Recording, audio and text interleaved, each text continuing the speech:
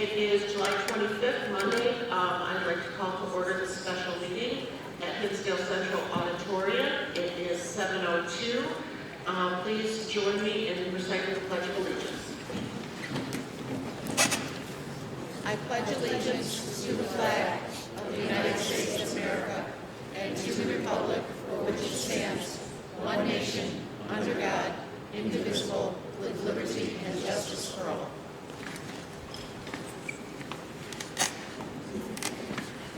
I remind all board members to use their microphone tonight since we are the auditorium, and I have been getting feedback from the community that they cannot hear us on the recording. Kathy, can you call the roll, please? Mrs. Gallo? Here. Mrs. Clanson? Here. Mrs. Hertzman? Here. Mr. Beardsley? Here. Mr. Carpenter? Mr. Corcoran? Here. Ms. Manley? Here. Thank you. We have a quorum for this evening. Next item on the agenda is audience communication. As is our policy, audience communication is limited to 5 minutes per speaker. The first speaker is Helen Pruby.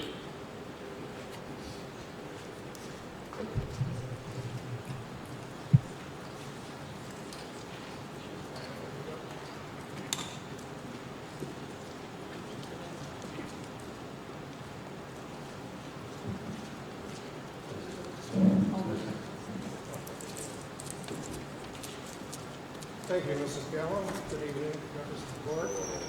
Could you please use the microphone? I don't know how to, what am I doing wrong? You just gotta be closer to it. Is it on?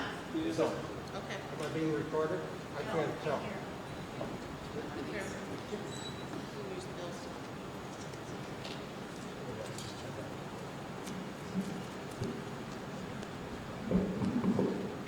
How's that? That sounds better.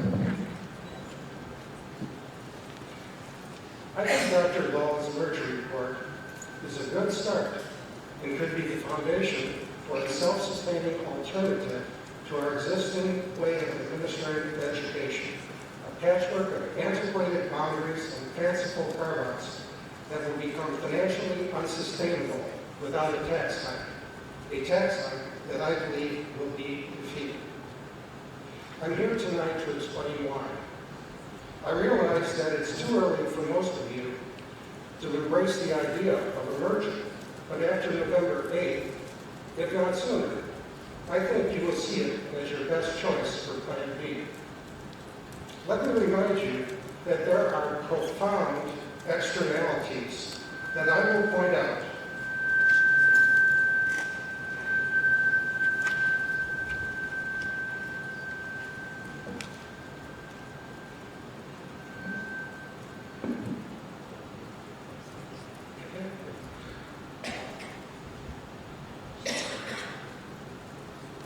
Profound externalities that resonate with South voters.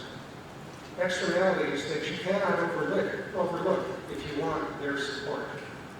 Dr. Lowell's report shows that reasonable minds might disagree as to whether a merger is a good idea or a bad.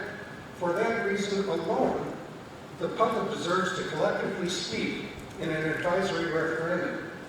But when you factor in all of the externalities, and then compare that totality against your tax hike proposal, the rationale for an advisory referendum becomes overwhelmingly compelling. The disenrollment statistics at South are jaw-dropping. When South opens in a few weeks, when school opens in a few weeks, Hinsdale South enrollment will have dropped 375 students in 11 years. From 1,920 students in 2005 down to 15,045 students. It's all on the chart that I provided you. Doesn't this tell us there is something wrong here? Something that cannot be papered over with a tax hike? The problem, members of the board, is that you are not thinking far enough into the future. Imagine your successors 5 years from now sitting where you are. Imagine their dialogue. What a mistake they made in 2016. They built up Central and let the student population at South fall off. Now, Central's at capacity, and there's 700 empty lockers at South. It's costing us a bundle to run South, and we can no longer offer curriculum parity with Central because the student body at South is too small. Parents and taxpayers are up in arms. We have to merge. If they only merged in 2016, we'd be out of this jam. And look at all the money we would have saved. A merger would normalize demand for educational services throughout the district. A tax hike would drive more families into Central's newly expanded educational safe harbor until it once again reaches its capacity, while it further hollows out the south boundary area, devaluing its homes and driving even more students out of their school. A merger would put socioeconomic balancing in our school district on an equal footing with the relief of overcrowding. A tax hike would perpetuate the de facto segregation of low-income families to the south boundary area. A merger would take the Board of Education out of the home appraisal business and erase the home value damaging perception that the south boundary area is a less desirable place to raise a family because the high school there is Hinsdale South, not Hinsdale Central. A tax hike would perpetuate this perception. And finally, a merger would put all district homeowners on an equal tax footing. A tax hike would impose a confiscatory tax burden on South homeowners to pay for a build-out at Central, a school to which they cannot send their children. The question of a merger as an alternative to a tax hike is too immense to be dismissed without an advisory referendum.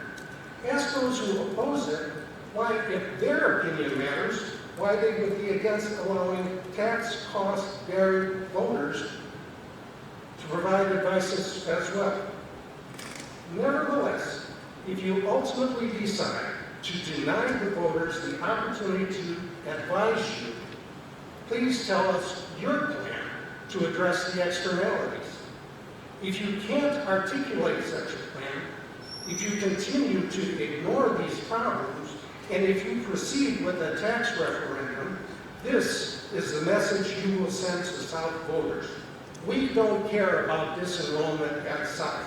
We don't care about wasted facilities at South. We don't care about South home values tanking. And we don't care about the de facto segregation of low-income students to South. Mr. Murphy, you've reached your limit. Would you like to wrap up, please? One sentence. We care about building on Central and making you guys pay for it. Thank you, Mrs. Campbell. Next speaker is Maria Murphy.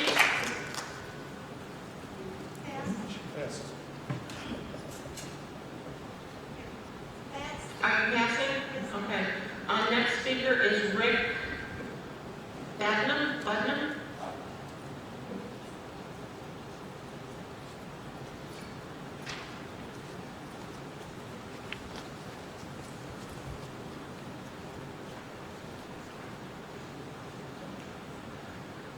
Good evening. Rick Bodnam. I live in Darien, and my daughter just graduated from Hinsdale South, so I'm hoping we'll be a little bit more positive than that. When I look at it, my daughter just graduated from Hinsdale South in the last year or two, and I'm actually very supportive of Hinsdale South. I think it's a great education. My son went to private school, and I compared it to, I believe South gave my daughter as good or better education as my son received at a private school. So I do applaud the administration in kind of where we're going. I actually have a slightly different view of what was just said, but I think a very similar slant on it. In Chicago, my biggest issue right now that I have with the bond referendum is what I'll start with, is that we just did an expansion in 2004, and the enrollment that was projected in the 2004 expansion is actually less than what was expected. And in total, right, yes, I understand we have an essential problem, but I look at this as being the job of the people here is to balance that, right? I mean, there's an option which I don't see, and I actually believe is the right referendum, is why are we not redrawing the line, right? Eliminate the buffer zone, redraw the line, problem solved, right? If we need renovations, we need expansion, we need things in central or in south, then fix it, right? If we need a new pool, fix the pool, right? If we need to update our classrooms, update our classrooms. I am fully supportive of the bond referendum, but fix the problem first, right? And what I see missing is there's, and I look at what I prepared, right? In a Chicago Tribune article in 2004, then District 8 Superintendent Roger Miller said, as the expansion was completed, that they see enrollment near 2,000 at South within the next 4 years and Central towards 2,800. This means we either completed an expansion, right, that wasn't adequate at the time. And if that's fine, say that. But we're already over, when we did that, we're already over the enrollment numbers, the capacity we're projecting, which within 2 years, we're currently at our lowest enrollment, combined enrollment, since 2006.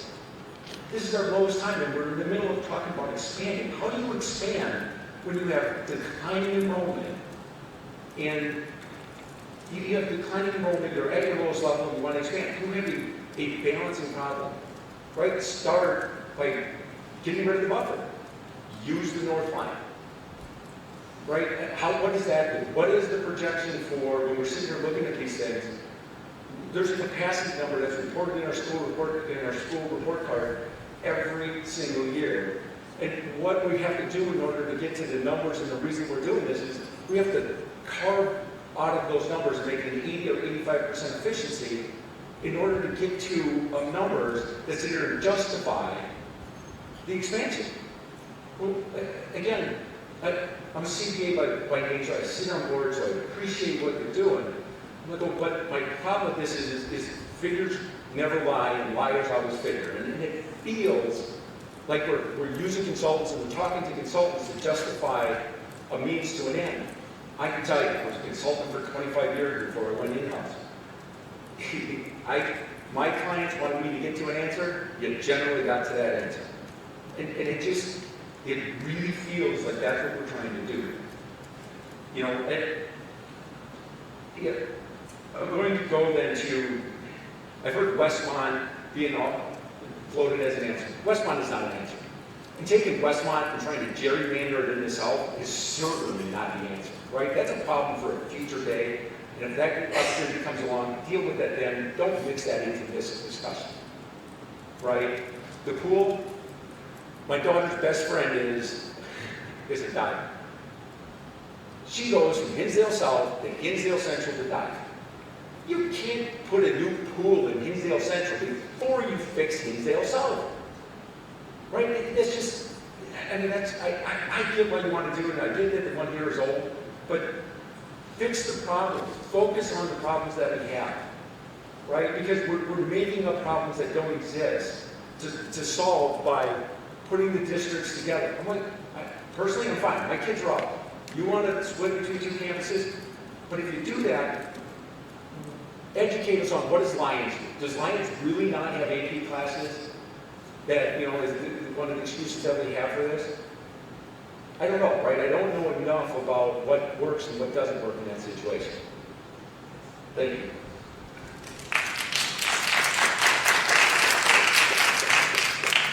Linda Jones.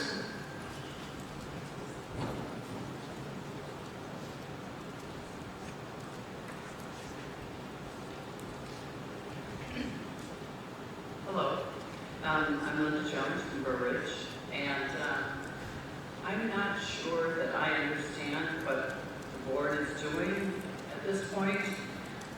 As I look at the numbers, it seems to me that we have one school with the capacity for 2,500 students, and last year they had 2,800 students. We have another school that has a capacity for 1,900 students, and last year had 1,600 students. So One is under capacity in enrollment, and another is far above capacity in enrollment. And yet the board is sending students from the under capacity school to the over capacity school. What's the logic behind that? I'm not trying to tell you what the solution should be, but none of this makes a whole lot of sense. Wouldn't it be a sounder educational and financial strategy to redistrict the district to bring one school up to capacity and reduce overcrowding in the other school with no need for a tax increase? And I have another question for you. I'm wondering if the board has consulted their attorneys about possible OCR violations and ensuing lawsuits. And the courts have not, it was referred to de facto segregation. I don't think we have de facto segregation here. I think we have de jure segregation. In fact, the board has instituted a practice where this segregated schools has become the law of District 86. I'm wondering if the board is preparing for the Department of Education OCR complaint that is presently in the process of being filed. Thank you. Next speaker is Roger Kempa.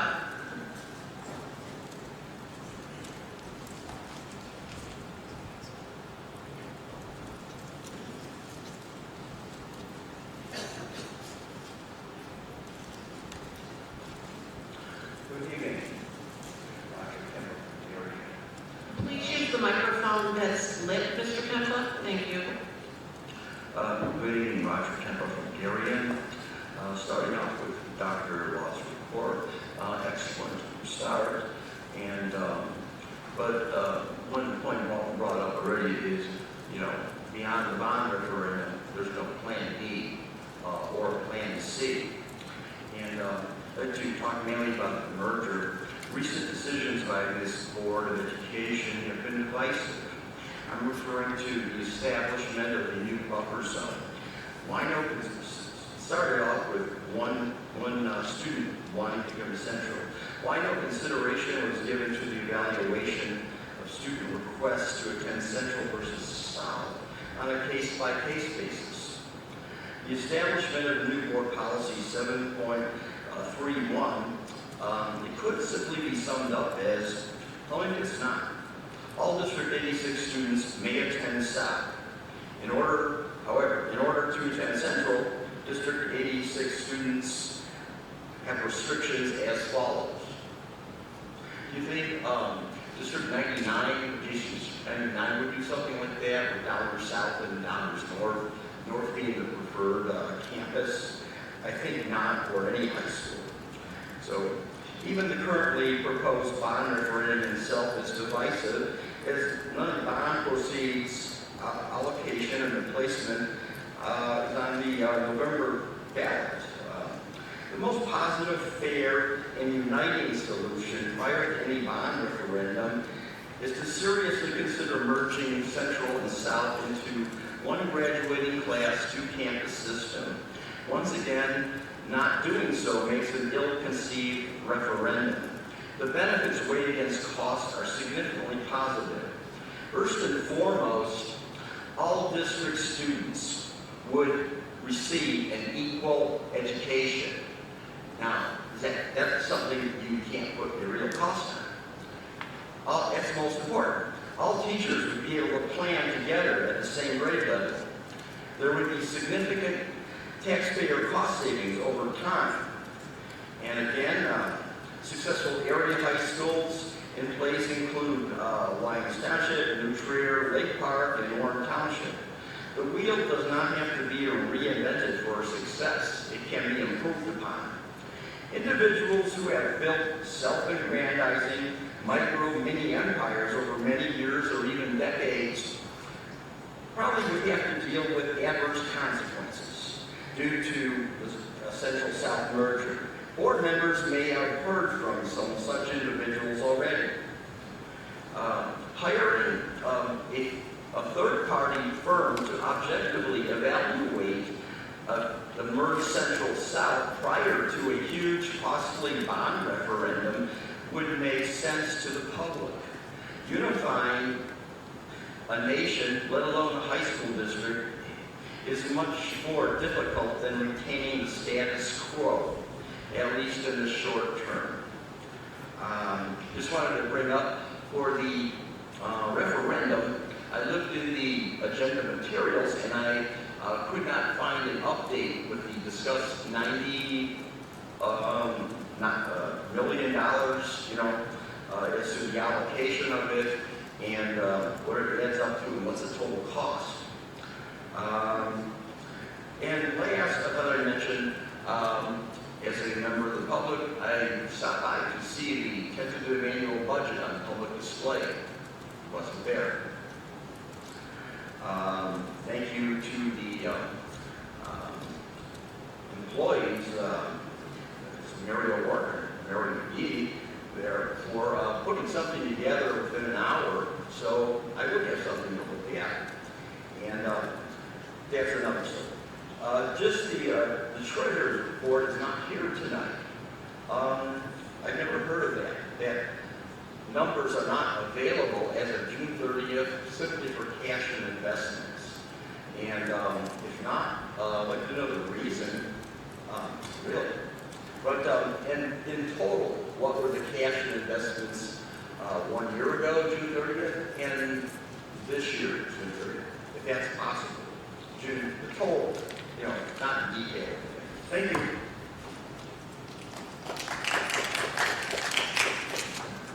That is it for our speakers this evening. Next item on the agenda is to approve the consent agenda. At this point in time, does any member wish to pull any item off the consent agenda? 2.4, 2.5.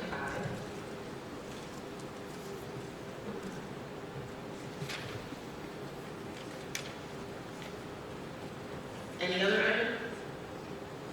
Okay, we have pulled 2.4 and 2.5. Kathy, can you call the roll, please?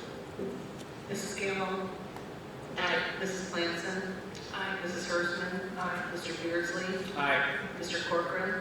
Aye. Ms. Manley. Aye. Motion passes 6-0. Can I have a motion to approve the June 6th, 2016 Committee of the Whole meeting minutes? So moved. Second. Moved by Ms. Cranston, seconded by Ms. Hertzman. Discussion. Ms. Manley? I don't want to separate Okay. Deb, Kathy, can you call the roll, please? Claudia just wanted a separate vote. Separate vote. On June 6th, yes. Mrs. Lamson. Aye. Mrs. Hertzman.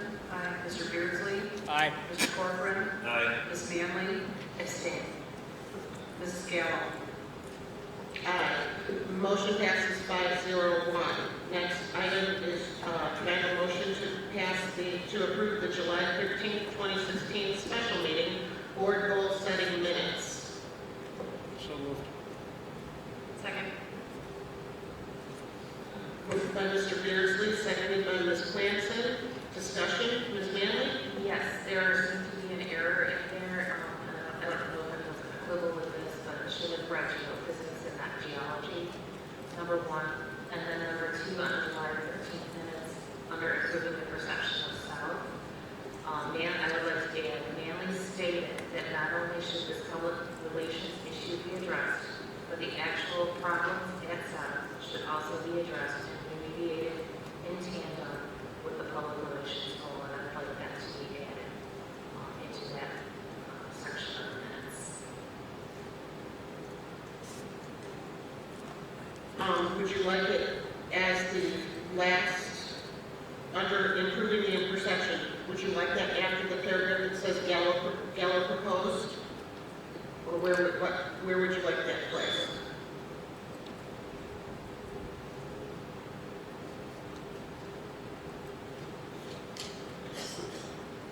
Is It's that, already written in there, right? Somebody, is it there? I don't have it on the hard copy. okay. Is there Yes, a- that's why we don't see it. where it's placed is fine, and then the word emphasize should just change to status, as you pointed out earlier. Okay. Thank you. I just had wanted you to be aware, because on the printed copy that I had, it wasn't in there All right, yet. so I'm not sure if we need to amend it or not. So if you're fine with it, geophysics is in there, and what you wanted was in there. So we do not need the change. Okay, so, well, because I pointed it out to you, because I was looking at the hard copy and not on the online copy. I apologize for that, Claudia. Moved by Mr. Beardsley, seconded by Ms. Clancy. Kathy, can you call the roll, please? Mrs. Hertzman? Aye. Mr. Beardsley? Aye. Mr. Corcoran? Aye. Ms. Manley? Aye. Mrs. Gallo? Aye. Mrs. Clancy? Aye. Motion passes 6-0. The next item is 3.1, potential bond referendum. I'm going to pass this over to Ms. Clancy. Thank you, Ms. Gallo. We have with us from Archon just sort of refreshing, we had a presentation in July from the task force. They suggested several things to improve the Master Facility Plan, to increase the equity from and south, to not build a new pool, but to renovate existing pool, to improve STEM, to be equitable what we're doing at South here at Central, to improve the music at South, and overall, we'll try and lower the cost. So, Trying to get rid of parking. yeah, they have to get rid of parking and they can't use furniture, things of that nature. With that, we asked you to sort of go back to the drawing board and incorporate what the task force recommended. So I'm just going to sort of turn it over to you to see what you can come up with since our July 11th meeting. Sure.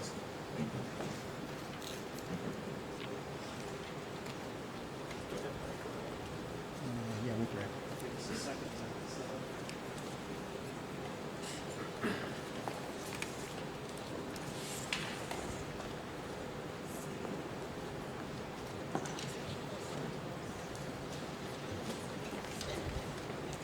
That's what was said. Yeah, that's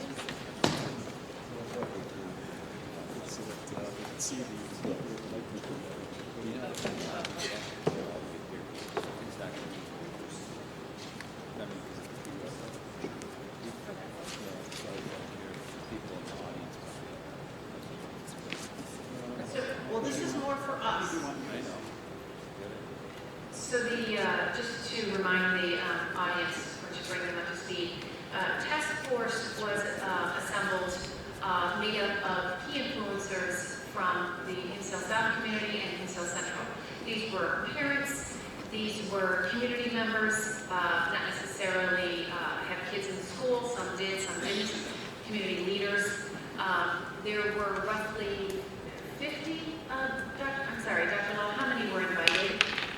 I think 35. 35 came, not 50 were invited, 35 came. regularly. Yeah, The list there has 65. okay, thank you. Has 65 people, 77% from Central, 82% female. Okay, that was who was invited. We had a good mix of from Central and South. They met 3 times in May and twice in June to provide feedback and ultimately give a presentation to the board, which they did July 11th, of their findings. And what I said earlier about their findings is what we have then tasked our architects to come back with based upon their recommendations. So I'll turn that over to you. Very good, thanks, Jennifer. So we're going to do a couple things. We're going to look at diagrams that were presented to the board on the 11th, which represented the recommendations from the Citizens Task Force group. At the same time, we're going to just sketch a couple things on the existing floor plans here for you and compare. And the goal here was for us to try and respond to not only the things that were comments out of that Citizens Task Force committee, our Citizen Task Force, but also to see if there were some things that we could fine-tune to help reduce those dollars. And just to quickly repeat what you said a few minutes ago, what we heard, and I see a couple task force numbers out here, so Steve, correct me if I'm wrong, but we heard that a new pool at Central, well, that was not intentional. Well, a good thing, it would not necessarily be supported in this referendum effort. That some of the dollars needed to be shifted from Central to South so that there wasn't such a high focus on Central. That when those dollars are shifted, that they should be used to expand an undersized fine arts piece. And by undersized fine arts, what I believe the task force was talking about was really undersized music spaces.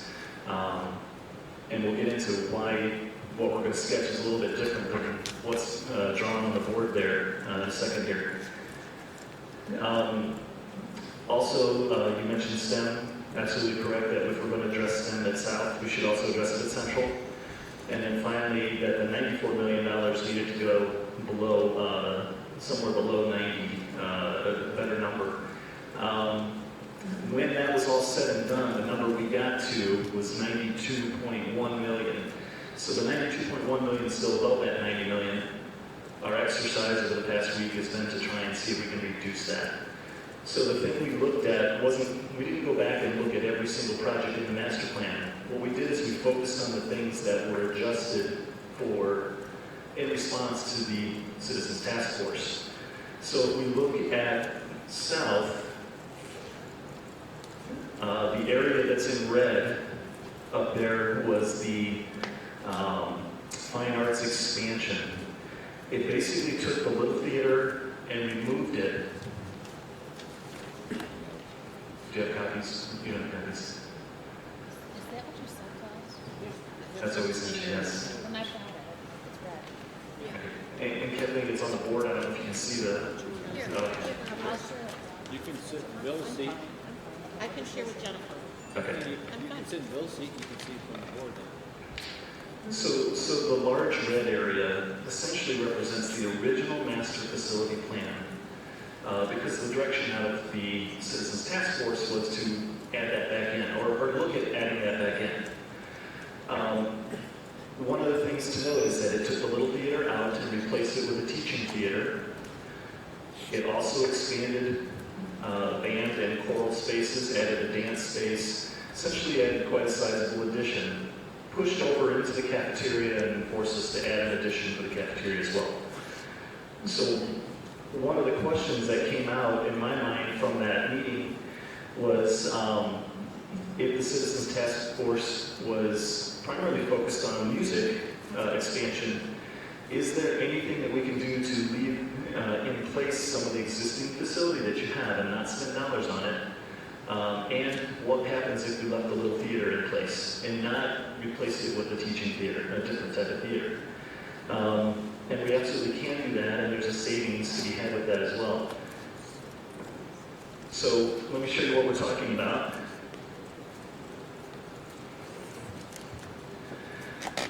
The first thing we would want to do is assume that the Little Theater stays in place right where it is, but picks up a renovation. We're not replacing it. The second thing is to look at all of the storage and office spaces for music, as well as these practice rooms, and the band room, and keep it in place. But the band room we know is way too small for band.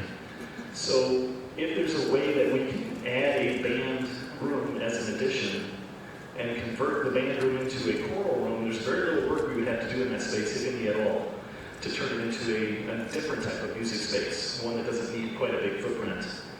One of the struggles that we've got, challenges we've got, is that the sidewalk runs about 40 feet off of the north edge of that coral room. That gets to the limits of what you really want for a band room. It's very tight. So what we looked at back at the office was, let's take this smaller area that's on the north, that includes the coral room and the little bump out of the cafeteria. Let's demolish that, and now we've got room to put an addition here, which would be the depth that you would need for a band room, roughly 3,000 square feet, plus we could get another fine arts space in here, which could either be a dance room, it could be a jazz room or orchestra room, something along those lines. Essentially, we'd be taking out a small bit of building in order to give us the ability to add an addition. At the same time, because we'd be taking out a little bit of that cafeteria, replacing that with a small addition here as well. So there's significant savings in doing that. The other piece we would do is do some renovation of those practice rooms and turn them into an instrument storage room, so that would be close to a new band room. So why are my scribbles important? Because what we had in the dollars for what's showing up there were to redo the entire structural system for that area. There are columns in there in all the wrong places. So in order to get to that, we had a lot of dollars. We were adding about $10,340,000 to South in that scenario. This scenario, by keeping the little theater in place but renovating it, keeping the band room in place but converting it into a choral room, and adding a smaller addition, we don't have to mess with any of the structural system in that area. The area of the little theater all the way through to the cafeteria. In fact, we're not going to go inside that cafeteria with the music expansion at all. There are cafeteria pieces that are in the master plan, but we're not impacting that floor plan with this.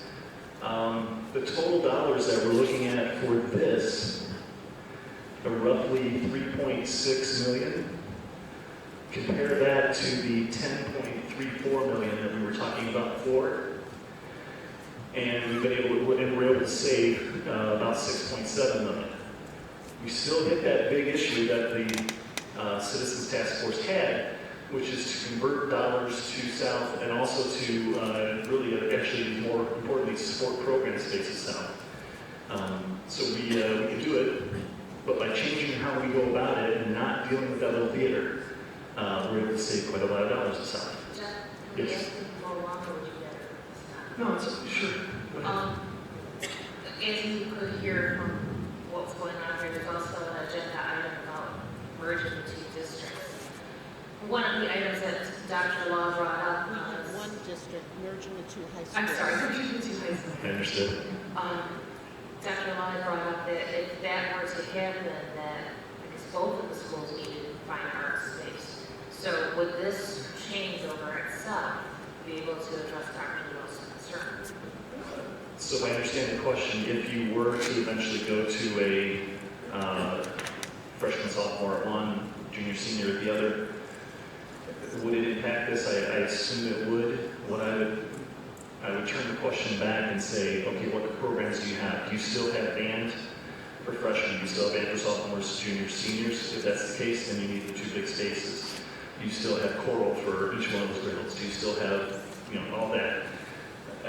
So I think you're answering your own question here, which is, well, around helping you get there, is that you probably need all these same spaces, regardless of whether you So it would be enough at least at one school to accommodate the fine arts programs? Well, I think that logically, if band is outgrowing its space at South, and band is outgrowing its space at Central, or has outgrown, because they have two classes, they can't get them all in the same class period. If we had a 9-10 center and an 11-12 center, we took all those students and spread them out over two, we're still going to be crowded in space. Well, I know, Yeah, that's what I'm I think saying. it's going to be, Is this going to address, should we go to that? Is what I'm asking. My answer, what I'm saying, I think logically is no, we would still need to do this, because now we're going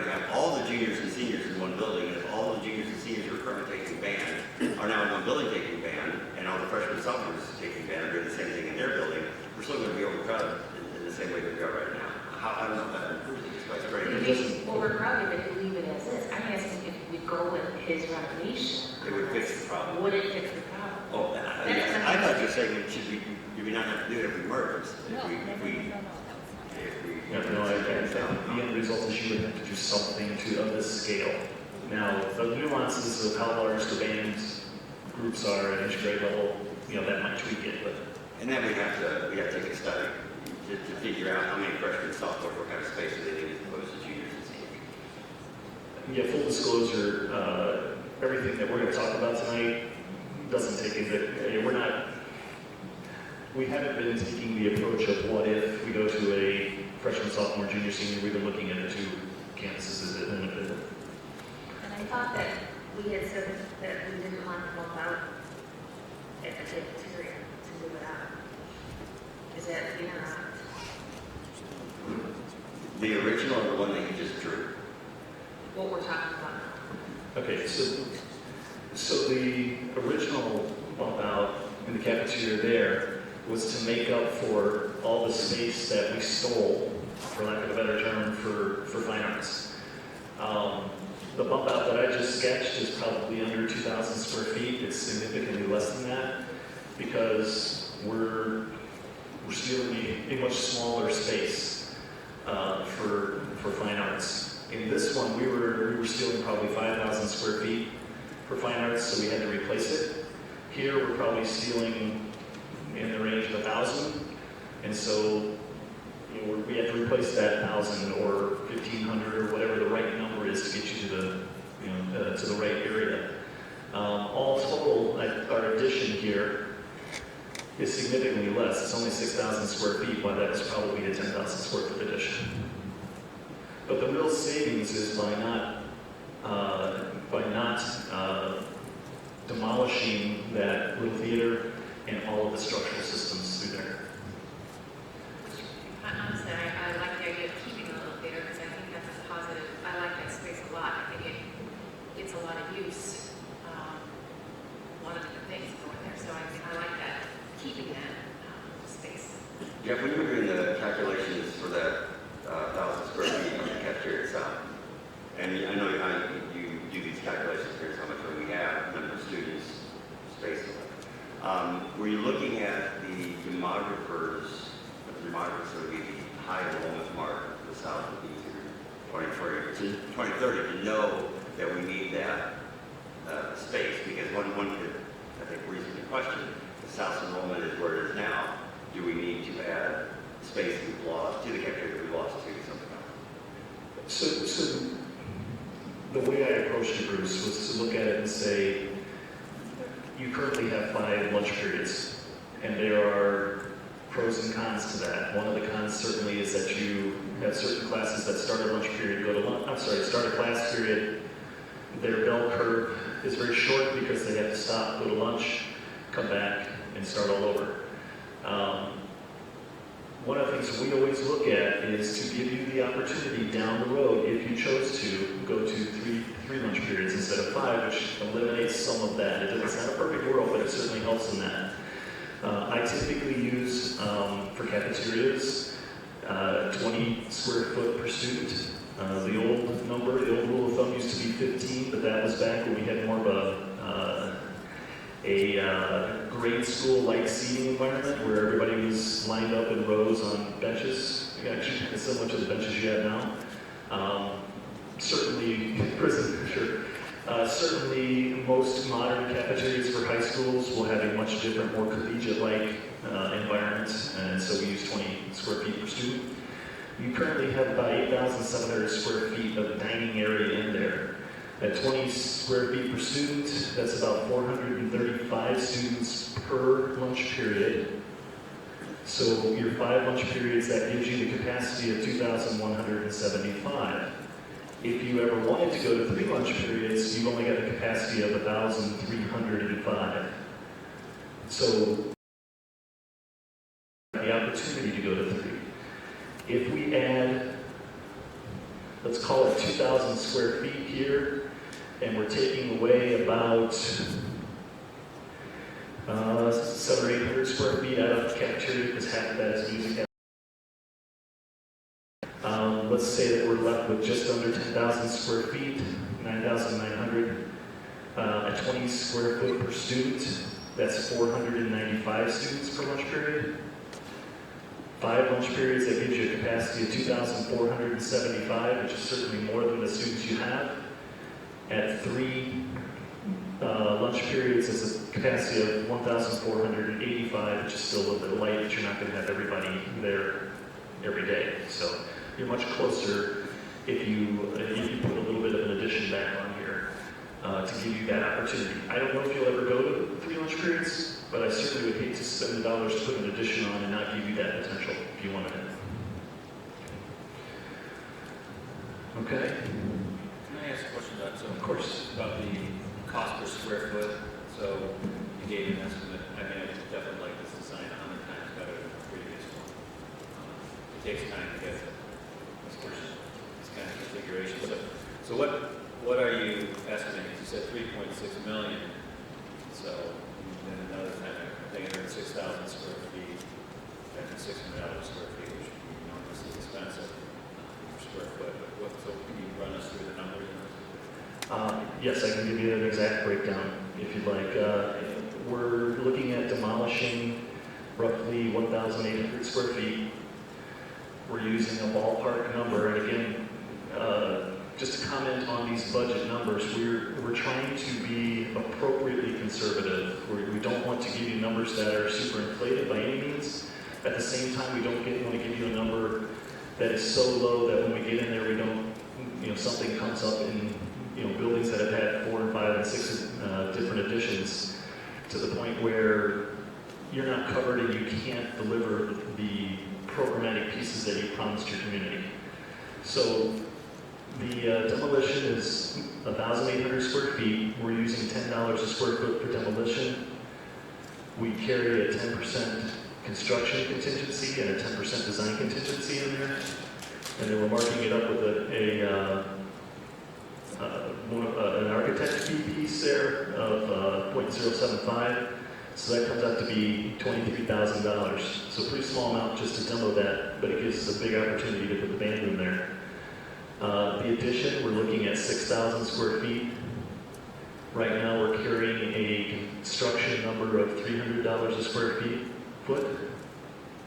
Again, using the same 2 contingencies plus the architecture fee gives us a number of $2,322,000. Renovation areas. We're showing a renovation of about 1,000 square feet of the existing music, storage, practice areas, office areas, because we know that if we take the instrument storage out and put it up here, we've got some room to give them some of the space that they need. And another, call it 1,000 square feet in this area for 2,000 square feet of renovation. All along, we've been carrying a number of $200 a square foot for renovation. And then the same contingencies and the same architect's fee on top of that. That dollar amount comes out to be $516,000. And then we carried a number for the little theater. And certainly if we're going to leave it in place, the scope of the little theater changes. We want to do some finish renovations, some lighting, some things like that. The dollar amount that we had in there for the auditorium was $3.4 million. It's an 800 seat, roughly. The little theater's 100 seat. We're carrying a number of $750,000. To be perfectly honest with you, that's a number that we're looking at like this. We have not looked at the detail on that because all along in the master plan, the little theater was going away. So that's a placeholder. So the grand total there is 3.6 or 3,611. Do you think if you looked at this any further, you could chisel that down? Because we're talking about really expensive cost per square foot. Well, that's actually looking at the cost per square foot in the context of the entire project for the building. If a 6,000 square foot project were to happen all by itself, that cost would be much higher than that. We've been through that on Sure. discussion. So the main, I like what you're doing with this. I think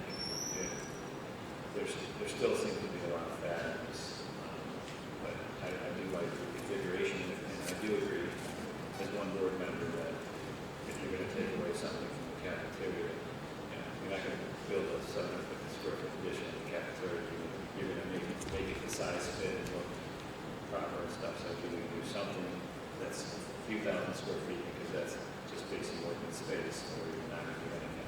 Correct? Jeff, I do have another question. All right, if you're having this cost savings, because I know that the theater students and all of the people who use the theater do use the little theater kind of as a holding area, if you will, to further on stage entrances and so forth, would it then make sense to divert some of that money back down to the green rooms and renovate the green rooms? We certainly could. We haven't in this exercise. The green rooms are a fairly small square foot area. It's a relatively small area. I think once we get into the detail, we'd certainly look at all of that together. And that sort of goes to piggybacks on Ed's question here too. I wouldn't change those numbers, those budget holders, the 300 and the 200. And I'll tell you why, because we're talking about a whole bunch of unknowns at this moment, but we're also looking at what's happening in the industry. We look at all the projects that we've been working on over the past several years. We talk to construction managers on a daily basis on what's happening on things that we are bidding, but also things that they're bidding at other school districts. We're projecting out to when this might start construction. They're using these numbers as well. I personally talked with 3 different construction managers to get a number for additions, a number for renovations, both heavy and light, and the average, one was using 315, one was using 285, the other was using 300, so I'm using 300. That's a number we've been using with our other clients as well for the past year here. I think there's enough history in the K-12 market that would show that those numbers are pretty stable, or are pretty good, maybe not stable, but pretty good. And we certainly would love to have more conversations about that as we get into projects, and would love to find ways of saving dollars once they become real projects. But from a budgeting standpoint right now, at the order of magnitude that you're looking at, I wouldn't advise you to try and reduce those today. Why don't we talk about Central unless there's any other questions about South?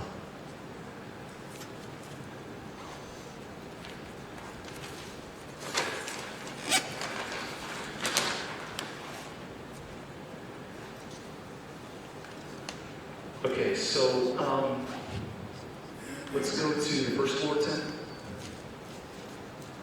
There you go.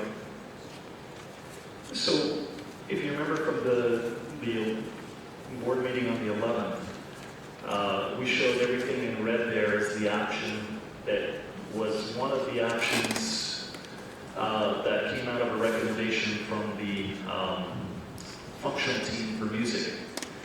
And that option looked at what happens if we don't build a new pool. We have to have a backup plan. So in that option, we added a black box, a teaching theater, to augment the existing auditorium.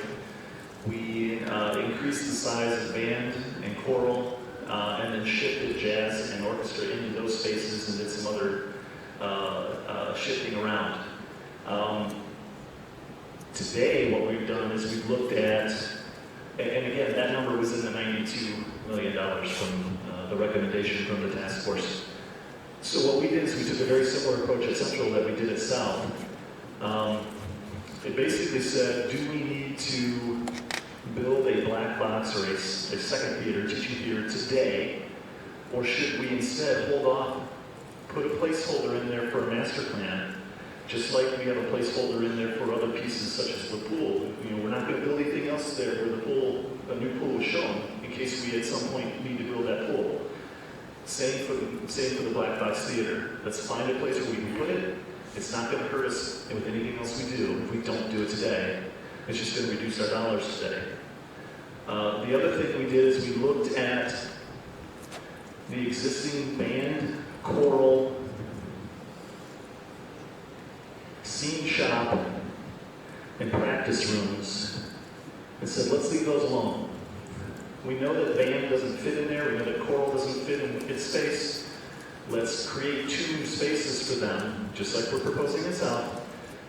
And let's move those other programs, jazz and orchestra, into the existing band room, the existing choral room, because they're big enough They're just not big enough for choral and band. They're big enough for jazz and orchestra. By doing that, we're saving all of this area of renovation that we had in red up there as being renovated. The next piece is we looked at, here's our future corridor as part of the master plan coming through. Let's demolish this small music space that's just to the north of the band room and replace that with a legitimate sized band room. So essentially the same exercise that we did at South. Demolish a small piece that's too small, replace it with an appropriate band space. We also want to demolish the storage and locker rooms that run right along the east side of the field house. By the way, those locker rooms are very undersized. There's not enough lockers in there, there's not enough fixtures in there. We may gain something here that was unanticipated originally by doing this. And also your storage is a little bit shy. We can put a choral room in here. Put practice rooms in between the band and the choral. And then recreate that locker room area appropriately sized off of the field house. And give ourselves a storage room below that off of the field house as well. So we're replacing everything I demolished in red with these two boxes. And essentially I'm picking up this much in music expansion, which gives us all of the spaces at the appropriate sizes that we need there. So by taking a little bit away and adding some, we're able to reduce a lot of costs because we're not touching this area here. The other thing that we're also looking at doing is reducing the amount of circulation. You see the big gray donut, for lack of a better term, that's right out. Nobody can see it, okay. On your small, you know where it is? This piece here. This piece here. The circulation that wraps around the courtyard. Here. See it, Ralph? So this circulation that wraps around the courtyard, that was a function of trying to give you multiple ways out of this auditorium. Major congestion point happens right back here. When all of the student body is in this room, and they're all exiting out right back here. We looked at a different way of doing that. Not building that big donut and basically simplifying that whole entry to a point where we're cutting a lot of area out of that. So the first thing we did is we said, in the dollars that we had sort of budgeted for the pool renovations, let's deal with the systems, but we also want to put in a second locker room. So we have a boys' locker room and a girls' locker room. That's one of the things we heard from the Citizens Task Force. Ideally, that wants to be right next to the pool. And on top of that, you put bleachers, and it helps you with a right above that, you put bleachers. Now, that's right in line with our new east entry, which is shown in that diagram. But there's a way to get around that, which actually works pretty well. As we come through with our corridor, we create a lobby right here. Get a stair, because you have a second floor circulation as well. You come down that stair, it's immediate exit out, and you take what's left of that buildings and grounds area here, turn that into your music offices, your support spaces for the fine arts, a gallery, all those types of things right off of a new main lobby entry from the east. You still treat this courtyard as something that is a landscaped, nice area, a welcoming entry, but we're not building several thousand square feet of circulation now. Now, how do we deal with the congestion point right back here? One way of doing that is to take out that stair that goes from Pat Hurley's area down to the basement. We were going to redo that anyway because of the need to get down there and accessibility with that with an elevator we'd like to add. So let's widen that corridor all the way back to the point where you get your exits, right back here where Stephanie's walking. Sorry, Stephanie. So that whole area gets to be widened. And then we pick up the support spaces like that elevator and any washroom additional spaces that we need right in here. So I've now created a wide corridor here to help with our exiting. I've created a lobby and I've eliminated a significant amount of circulation that was being built. I still have the dollars in there. It was 4 point something for the auditorium. But I've reduced the scale of this project significantly. The total dollars that this project would have in it for arts, we have to compare to what's in that diagram. That diagram was 16.9 million.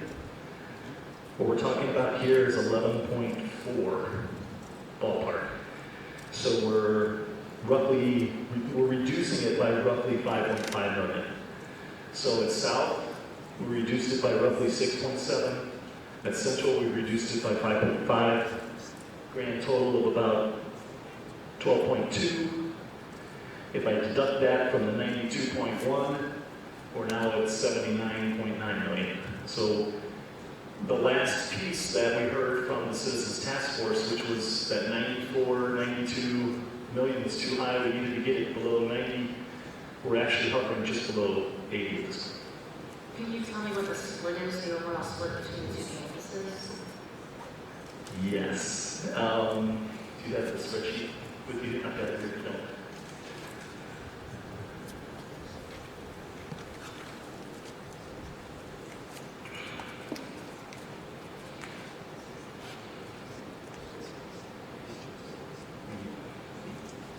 Bear with me a second, Claudia.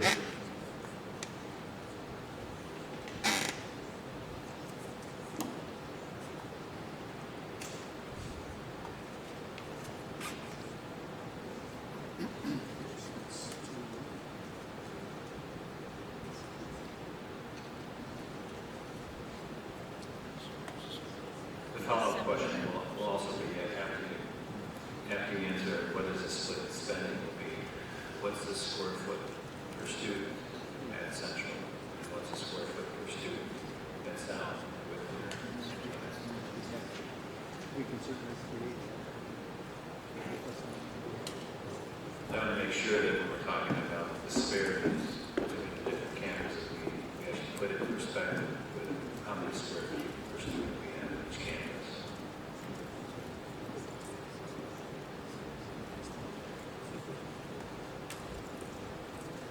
Okay, so when we were at 94, South was at 18.9. We added 10.3 to South, which got us up to 28, 29.2. Now we've taken a 6.7, so 29.2 minus 6.7.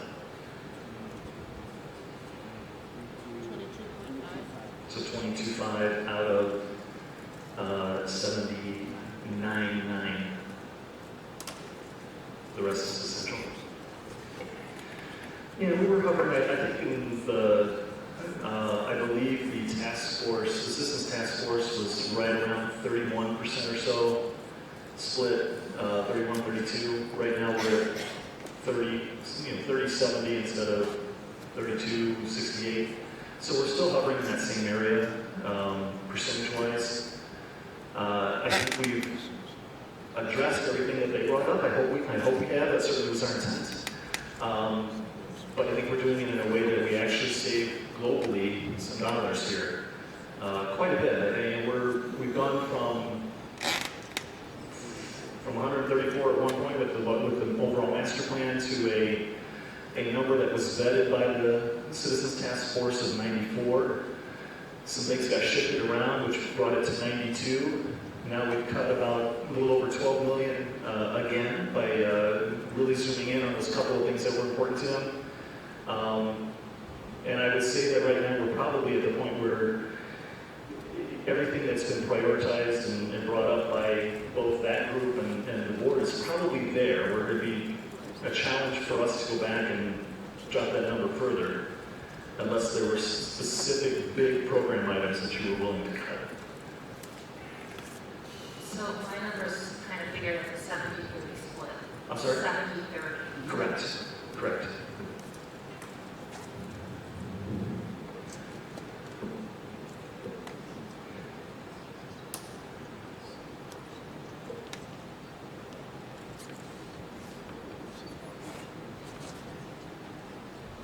So that's where we are.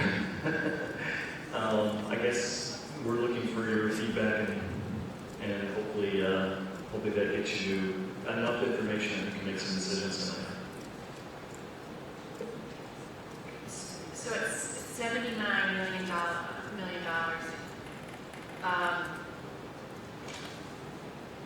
There is none, is there any way that you can see trying to get that number even lower?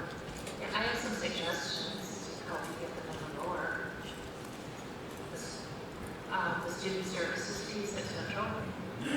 Why don't you remove the whole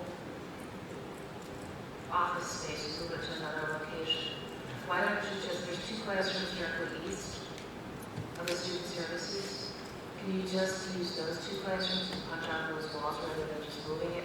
And by the way, if I recall, and I may have the plan wrong, you're also going to be taking apart the green space outside of the cafeteria. Is that correct? To do that?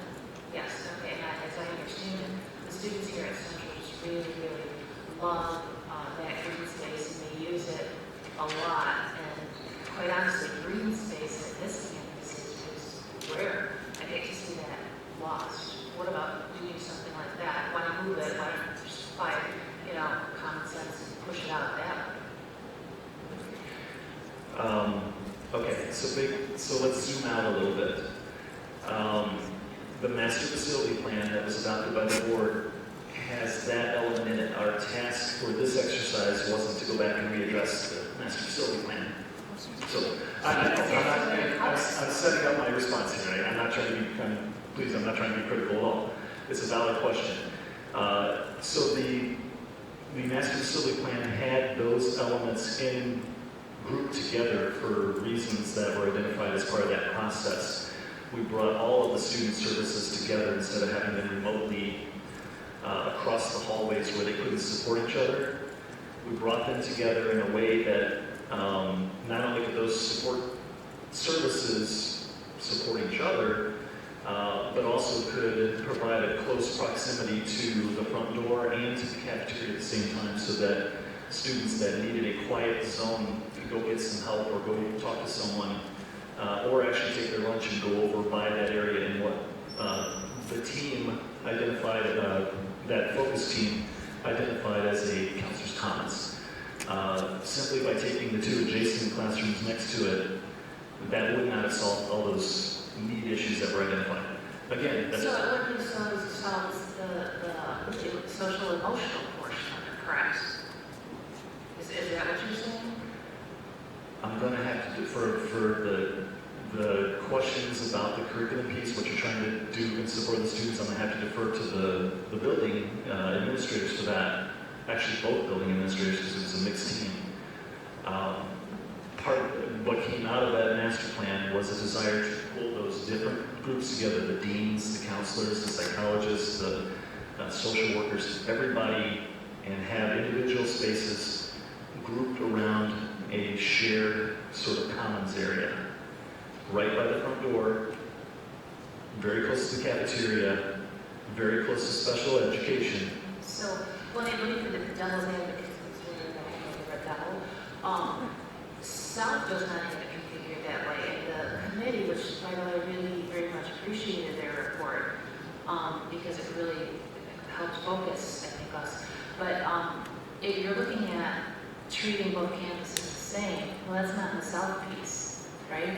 It's in the South master plan. It's in the master plan, but It's not actually the master plan. It's not in the $94 million, and my understanding of what the board's decision on that was that the gap between the idealized relationships, and what you have at South is not as great as the gap between that idealized situation and what you currently have at Central, and therefore, as a board, you elected to include that piece in the original 94 million. When it became vetted by the community, that task force, they heard that as well and understood through their tours that we needed to do something with that area Central, but understood that maybe the issue wasn't as severe at South to the point where it would bump out other priorities. Well, the principal, I believe, the assistant principal for the facilities at South said they didn't need the space, and so, the board listened to the people who are in the building. Okay, but so, just from a practical standpoint, there will be a cost of savings there, and sometimes you have to give up on what you want to get, you can't have perfect, you just have to, not let perfect get in the way of something that you can have.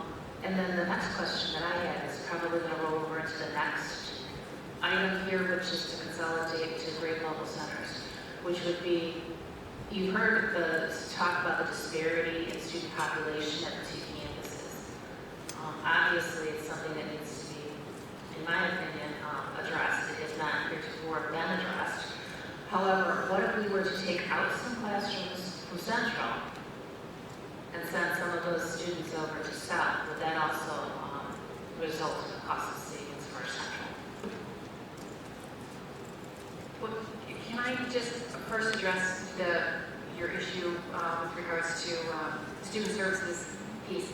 If you recall, the student services piece, that was the first floor, and then special education was going to be sitting on top of that that fed into the library. So they kind of, go hand in hand, and I know that you could probably, they could readdress it or reconfigure it somehow, but that was a piece that we felt that was a nice blend for special education that went into the library. As far as the courtyard issue is concerned, the portion that they would build into it, the students don't even go into that area. So the portion that the students use for the outside dining isn't even affected. So that particular issue is not, that won't be effective for students to use during their lunchtime.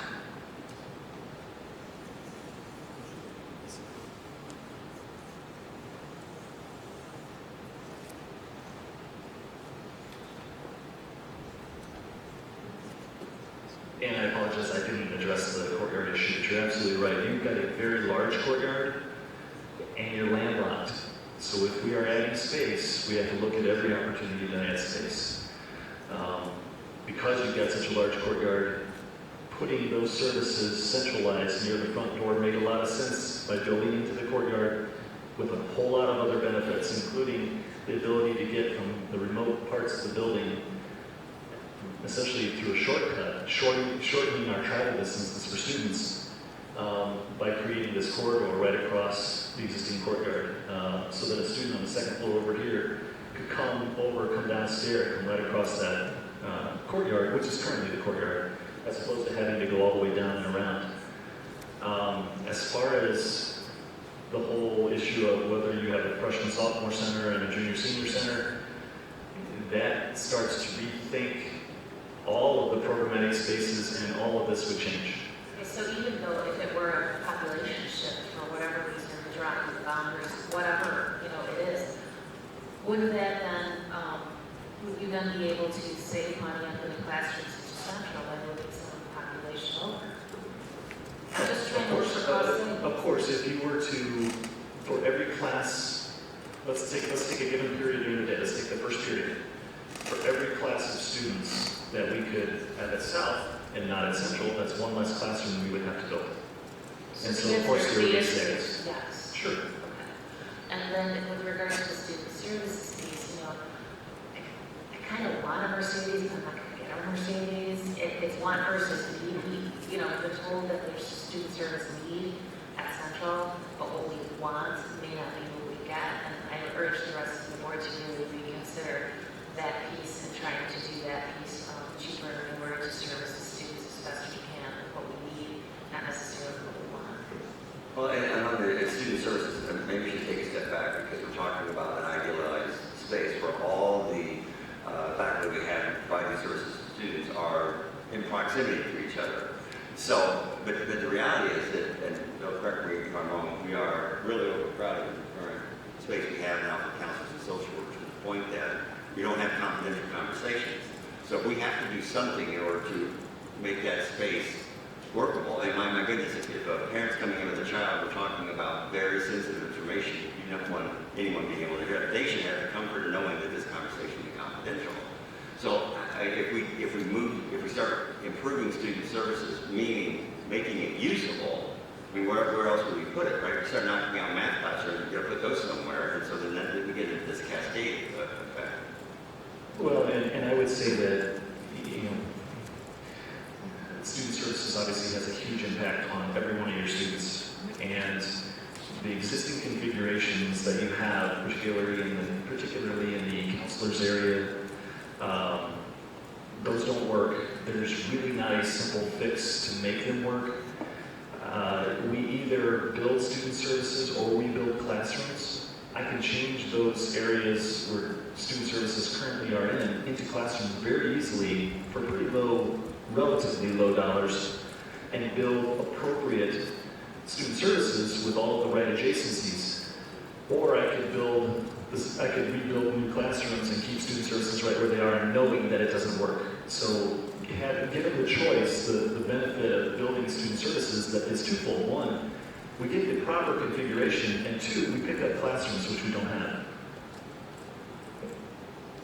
If I were to maybe try to develop the idea that Claudia sent, so let's start with the big picture. Student services area, let's accept that we need some improvement there.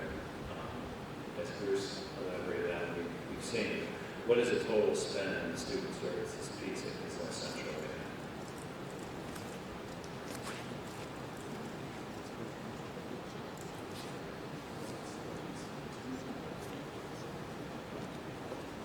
area? At one time, we had that and shared that with you independently. Since then, per the direction that we've been given by facilities committees and the board, we grouped that together with the special education piece and the expansion of the library into one number at this point. Yeah, I think that's problematic, but especially given that, the board's asking a question, you could say some committees that the board's at all. No, this was from the board's direction. Well, right, okay, so the board said to combine it all, fine, but the board members that would like to know what is the cost of student services.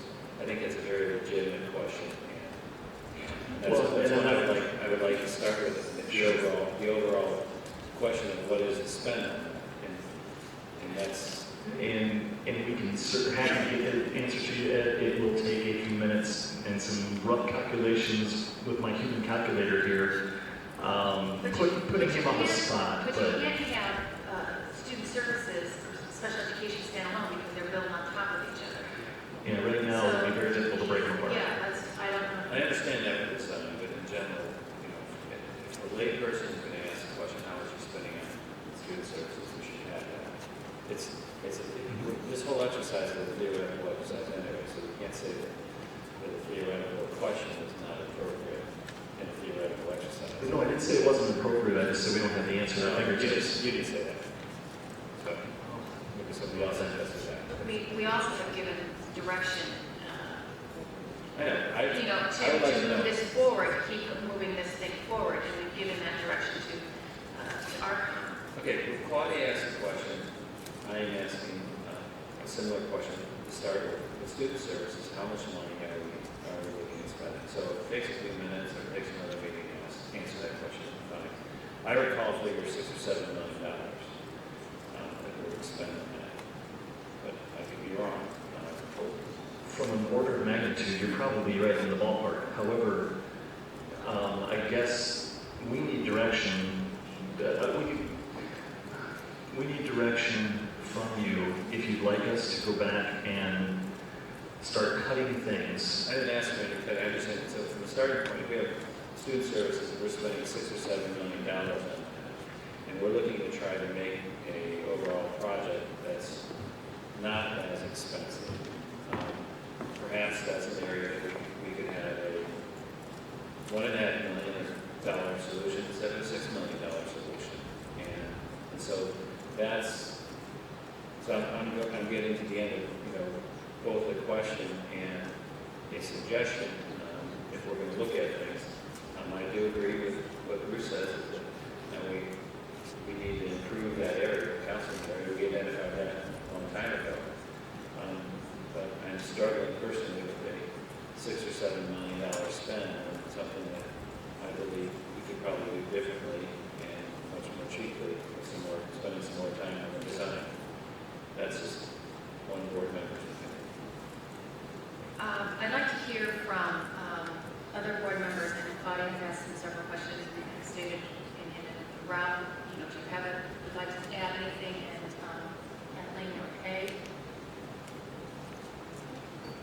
Well, I'm very much a big picture person, and what I'm hearing from our architects is if we are going to reduce this cost from the 79.9, now we're looking at making changes that are going to affect the programs that we're offering.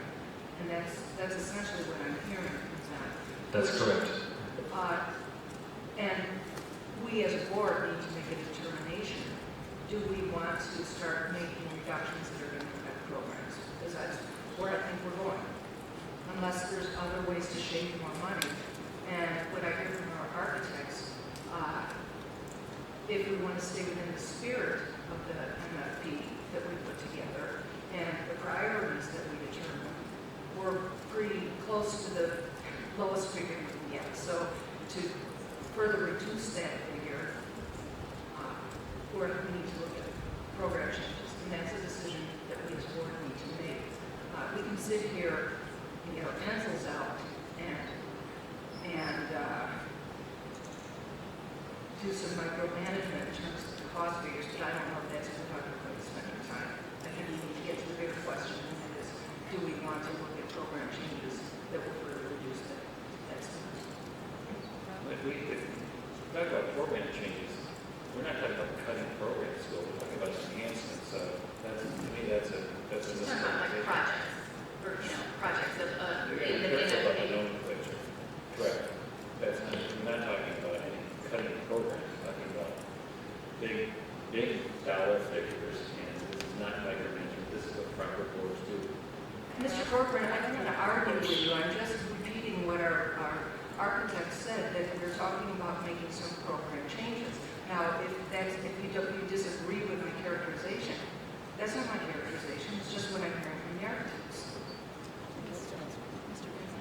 Yeah, I'm glad to see it going in the direction you got it going in.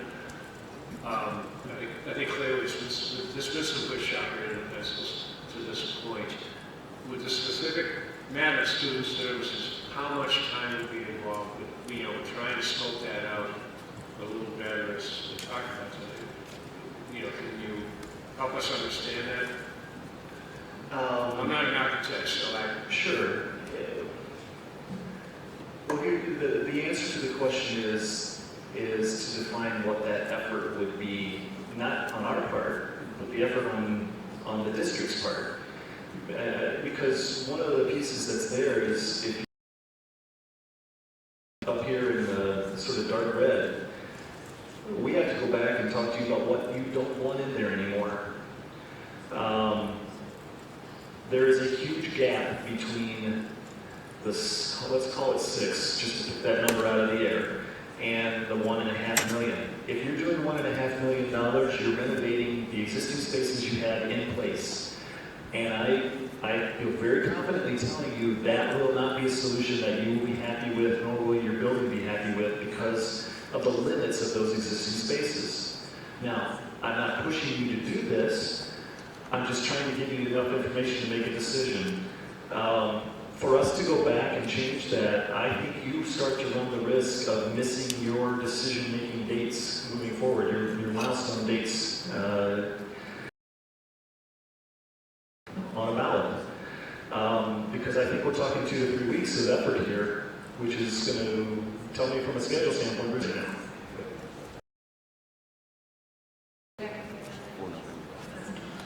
I think if we had an unlimited amount of time to keep pushing this off and pushing this off and not making a decision, we could continue to do this at infinitum, because we have been doing this for almost 2 years, we're just shy of a year and a half. November will be 2 years, something like that. November will be 2 years. So, I think, you were given board directive to try to get it down. I believe that the numbers started north of 200 million when the functional team, pardon? No, The very first pass. the I very think first pass. Before it was, and that wasn't when a, it was really unfocused. of course, and that was a number of, that represented if everybody got everything, Right. which was never the intent of your It board. was right? never the intent. But Yes. then the board took it and got it down to 130 million. And now, we've been dealing with this each and every time. And now you're saying 79.9. I'm happy with how you've come up with this. We do need to keep in mind that South is a newer school, and it's relative to Central, and so the dollar amounts might not always be equal, but if we could provide the same services, and that's what we were focusing on, is providing the same services within these realms. So I believe that, if we're not here tonight, at the 79.9 million, I don't see where, we're gonna have the time to get it down lower than this, to get out for, August 22nd to be on the ballot. Can I ask, put Bill Egan on the spot, you've provided us, I think, a number of, that impacts the taxpayers. We looked, I think, 3 different scenarios. We heard back that the community wants a 20-year bond. I think, do you have those numbers? And then how much of the savings, what does that do with $79 million bond? So, the numbers I'm going to quote you are based on my counts, which are a straight line measure. When we actually look at like a Piper Jaffray number or bonding versus they're going to shape that debt, so it's going to be within a reasonable. The savings from 94 million to 79 million, going to be about $27 a year, a $500,000 house. It would be 60 some, almost $70 on $1 million home over a 20-year bond. So what would be the total, do the math for me. Sure, I said $445 on a $500,000 house. We have about $348 a year Added. added for 20 years. What about 15 years? For the, let's do the 500 million.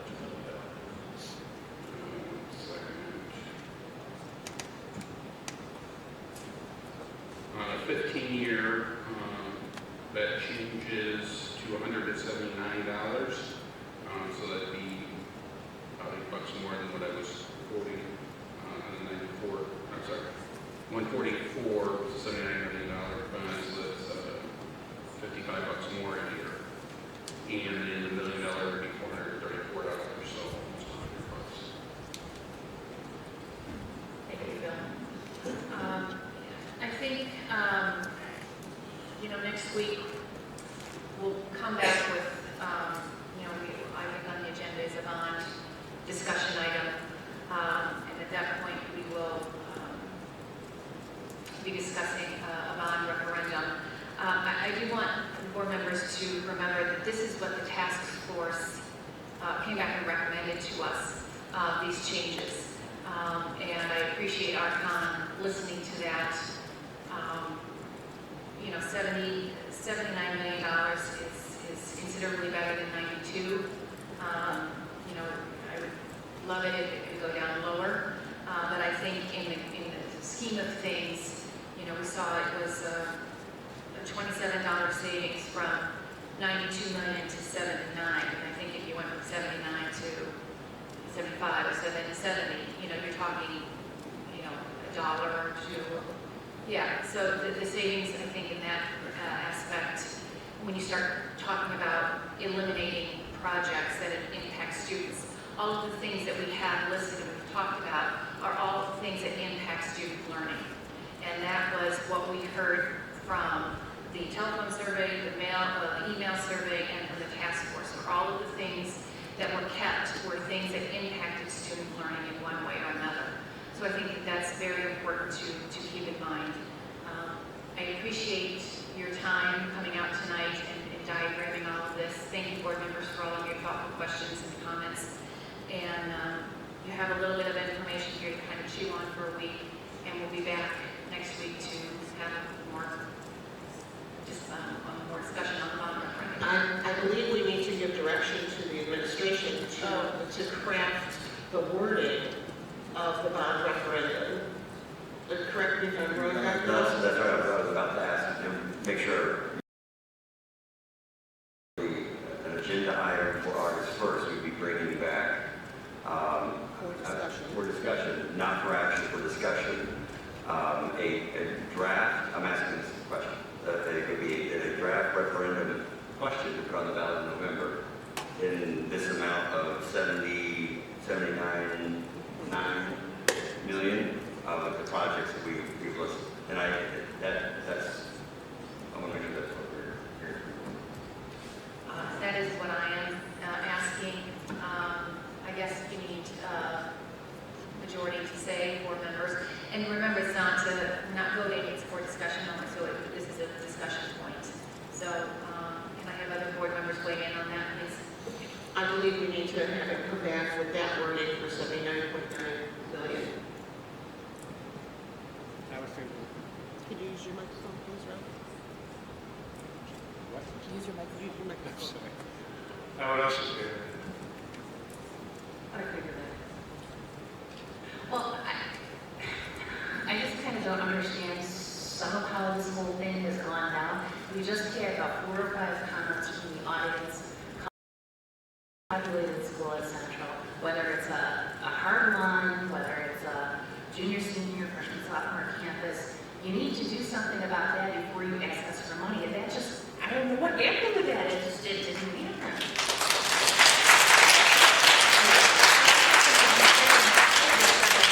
That if you move, you talk about eliminating buffer zone, that still won't solve the overcrowding problem itself. I'm not talking about that. I'm talking about saying to Bruce, figure it out. Whether it's the buffer zone or not the buffer zone, whether it's some other hard line. I don't know what the answer is, and I don't have enough information. But you really expect people to come in and vote for a referendum when you're overpopulated at one school, underpopulated at another school, you're adding 22 classrooms at the overpopulated school, you're not equitably splitting the cost 70-30,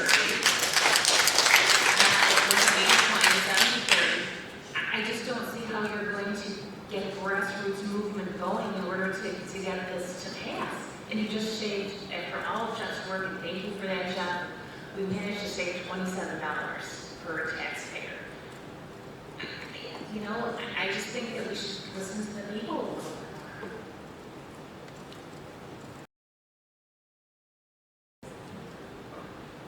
I think, regarding information, I know the way the statute is in Illinois is you talk about, in the referendum language, you talk about the bulk amount of the spent, the 79 million, but that doesn't disclose to the taxpayers the amount in interest. And I'm not buying this 15 years versus 20-year idea whatsoever. I don't like one generation strapping a generation and a half with debt, especially when we have $800 million unfunded liabilities in our teachers' pensions.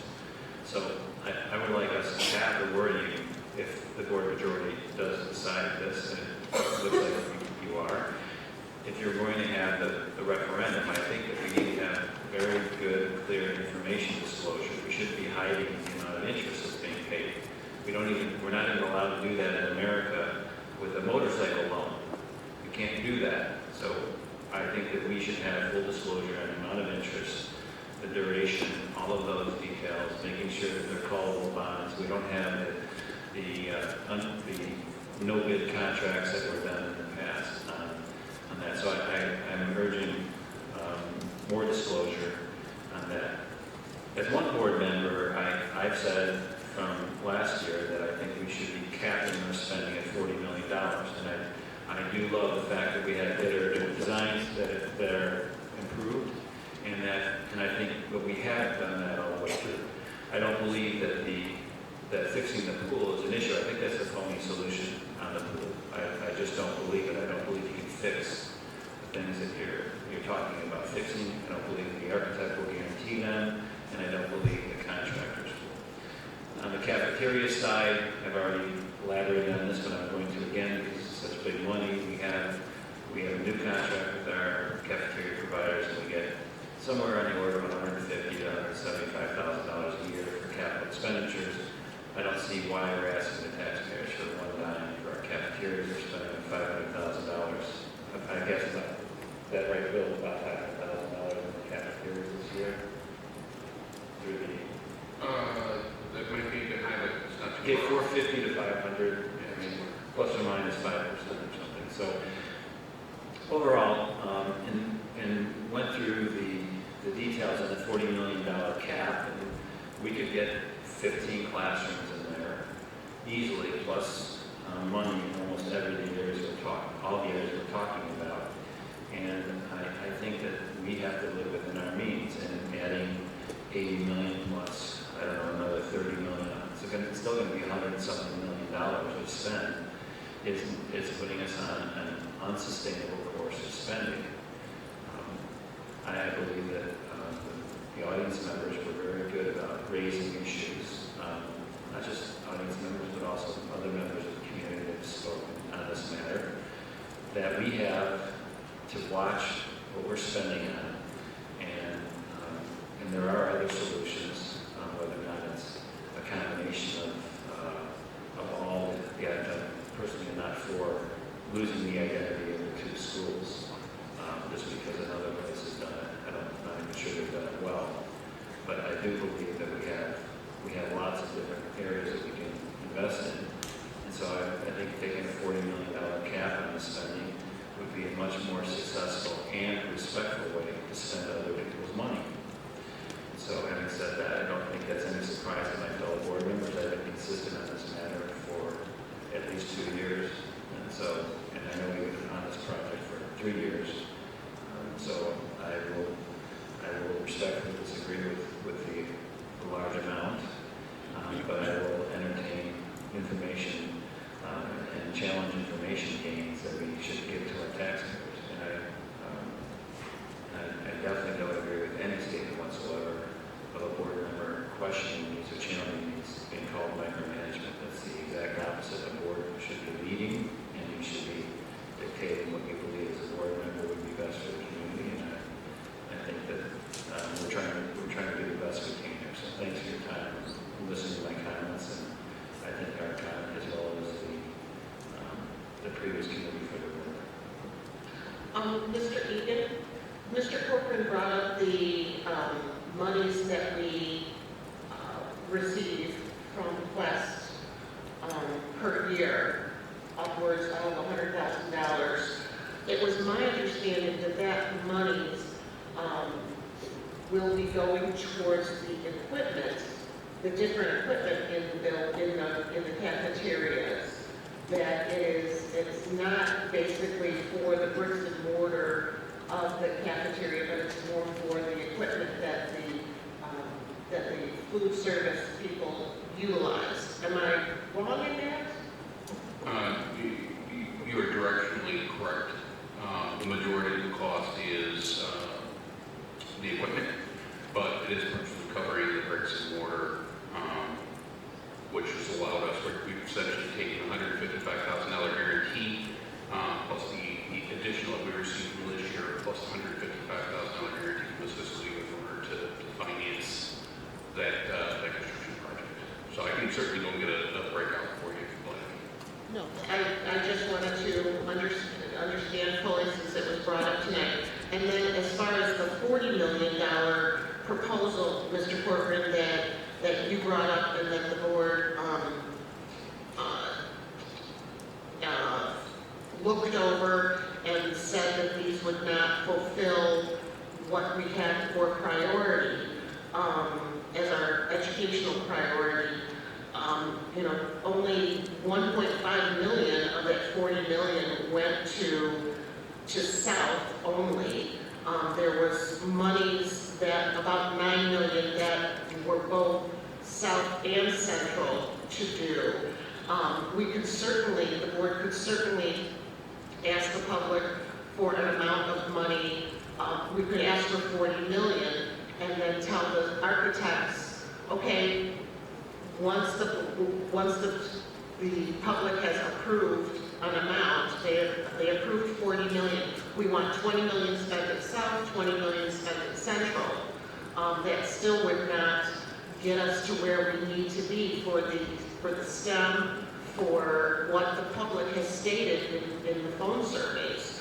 So we're trying to have a plan here that has been vetted by, it's been vetted by the public, the teachers, board members, and really working through these issues. So, the board can state at any time that, instead of 79 million, we can do 20 million, or we can decide not to do anything at all and then be stagnant as we do that.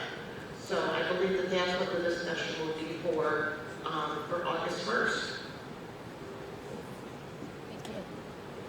Thank you, and I will turn it back over to you.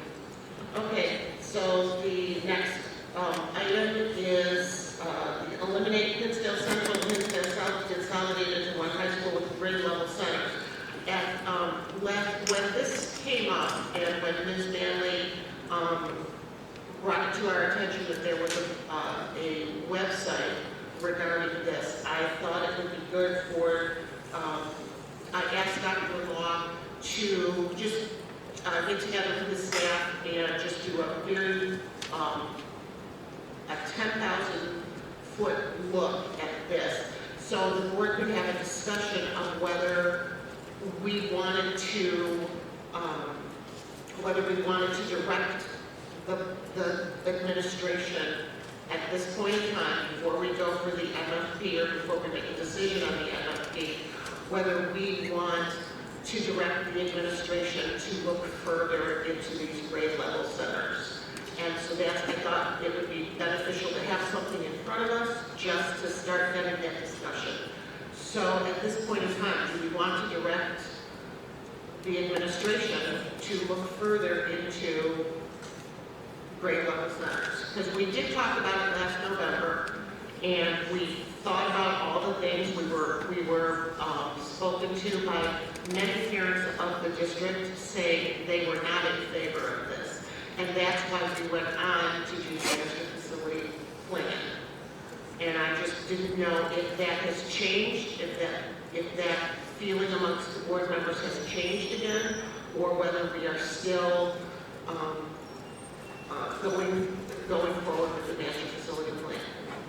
It would seem to me that we're going in two totally different directions. If we decide to give a serious consideration of going to grade level centers, then we should not be going forward with the master facilities plan, because there's going to be different considerations. We have a significant timing issue. So I think a decision that needs to be made tonight is which one, because I don't think we can do both at the same time and meet our time. Right. My feeling is, and to recall, you highlighted a little bit when you talked about the music program, I think the problems, the facilities issue still needs to move forward, because I don't think merging the schools and having two grade level centers, you're going to solve the problem. You're still going to have a pool that needs, fixing. You're still going to have band rooms that aren't big enough for bands. You're still going to have the need for classrooms. You're not going to solve parking. You're not going to, so it's like you're shifting. It's like a shelving. You're shifting the nut from one shelf to another, and I don't think that this is solved, quite honestly. you know, Kay, you know, we did talk about it in the fall, and we talked about it and brought it up, and it's an interesting idea. But I just don't, it won't solve the problems that we are facing right now. So I'm not in favor of moving forward with this right now, going to grade level centers at this point in time.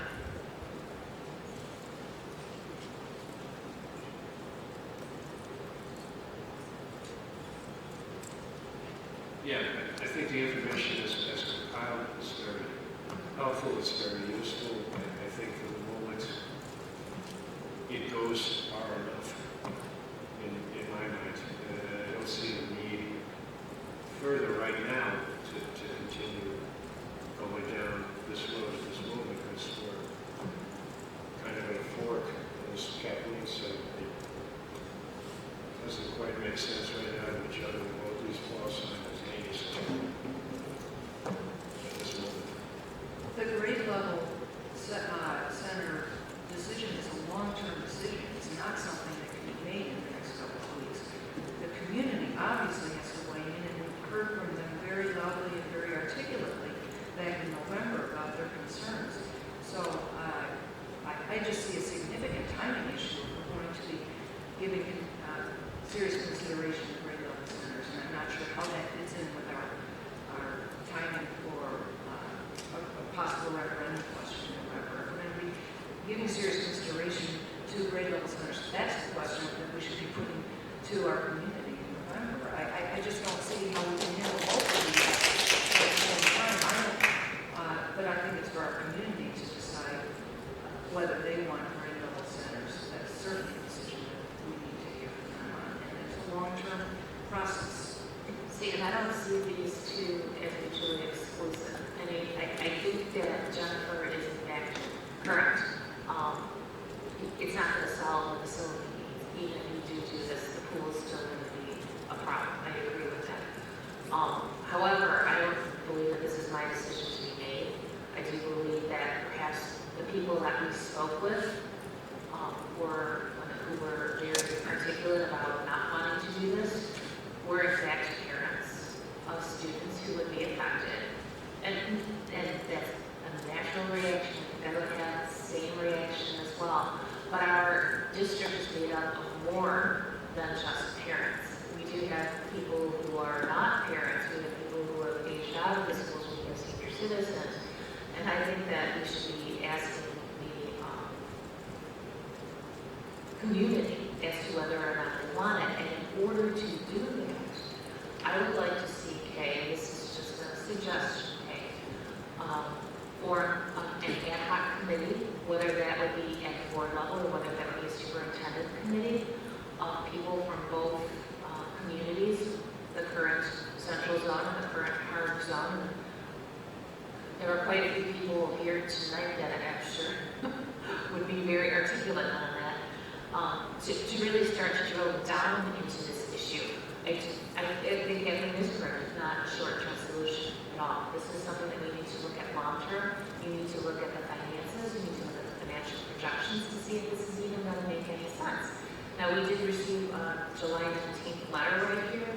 I don't know if it was from a very concerned taxpayer that added up the administrative costs between LT and Hinsdale Township High School, indicating that there were 18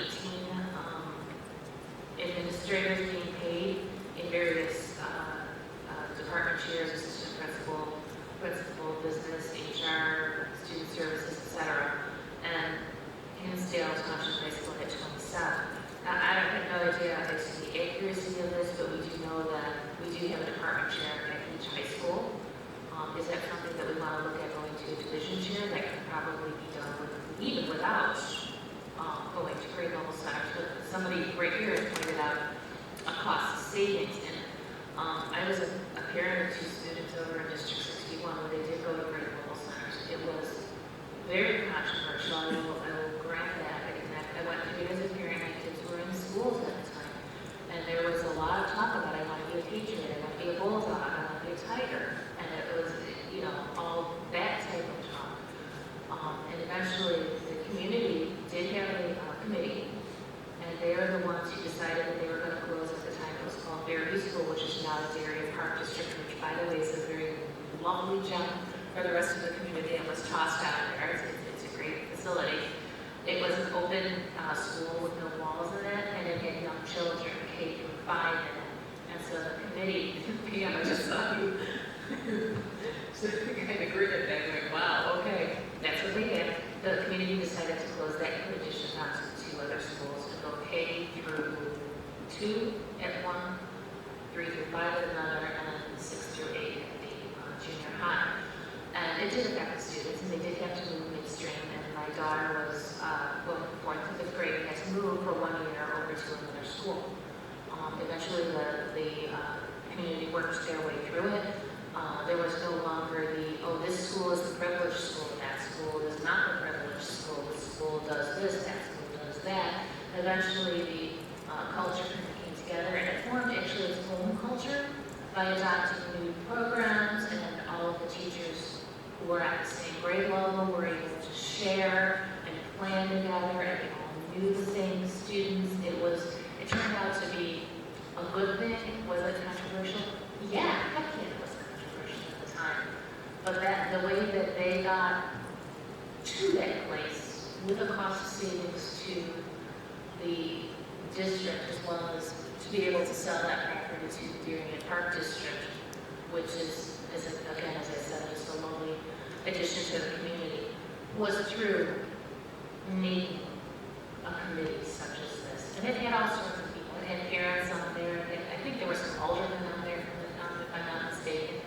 And there were seniors on there. And so I would recommend that we attempt to go do that. And at the end of the day, the answer may be no. I don't know. But I don't think that I'm here with a chart that we've put together, to be able to say no right now. It is a long-term thing. And I don't think it would affect going forward with the master facilities. That's my opinion. I really like your idea of a committee, Claudia. I think the committee should be done, I believe, after we know if the referendum fails, then we have said, this board has stated, if the referendum fails, all bets are off, everything's back on the table, and we have to explore more than just one idea. So I would be in favor of having an exploratory committee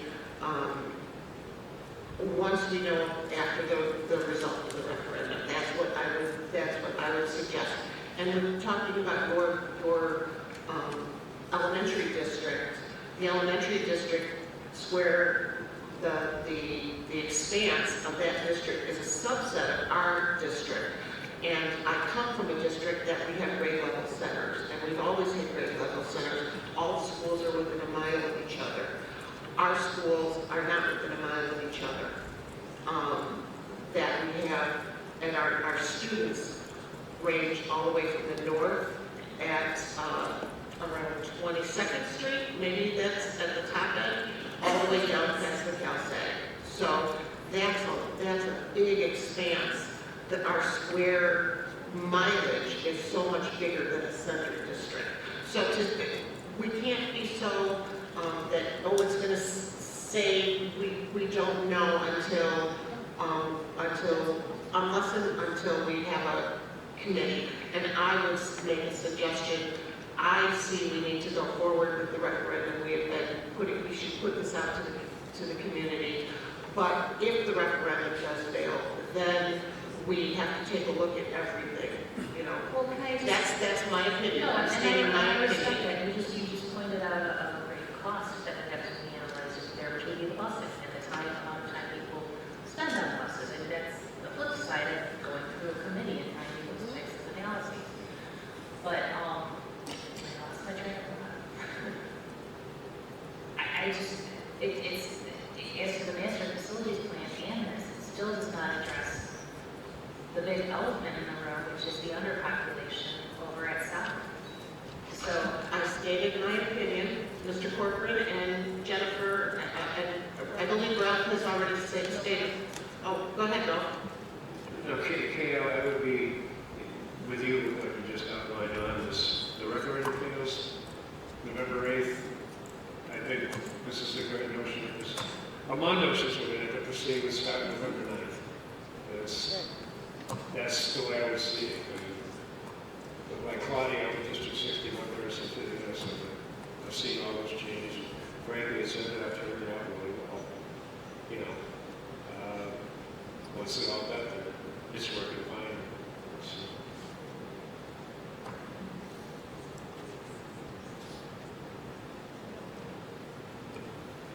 on the grade level center issue, at this time, I'm not in favor of grade level centers. However, I do believe that it's worth having an ad hoc committee study it.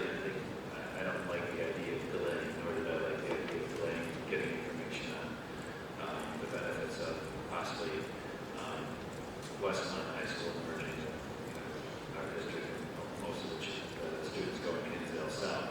I think that whenever you study those options, you figure where you can actually save costs without doing it. And so, in the meantime, I think it would be worth looking at. This is a generational decision, much like a 20-year debt. So I believe this, that putting that on the ballot is the right move. The only part that I don't like about putting it on the ballot is I don't like the 50% in one vote, because you're making this generational decision. You could have 49% of the people who are really angry about a generational decision. So that's the danger in the way our democracy is run. On that, I'd much prefer something like that being 2/3 vote, but I don't believe that we can dictate that. Again, these are one board member's opinion. I'm very right. It'd be an advisory, so if you get to You could word it. You could probably word it either way. yeah, you would think it would be an advisory, so if it's 49-51, then Well, I don't know. I don't like advisories. I hope the state at some point in time can make these things that are not advisory. They actually can force the board and bureaucrats to implement things like we did with the teacher evaluation process or the no strike clause. So I'm very concerned with destroying the identity of the communities. We have well-developed communities in Hinsdale South area and very well-developed communities as well in the Hinsdale Central area. And taking that community spirit and throwing that away for something that I would call that would be more neutral, it would neuter that. And you could even make that as a business case where you've spent as a community generations developing a brand and a school spirit, and you're going to try to recreate that.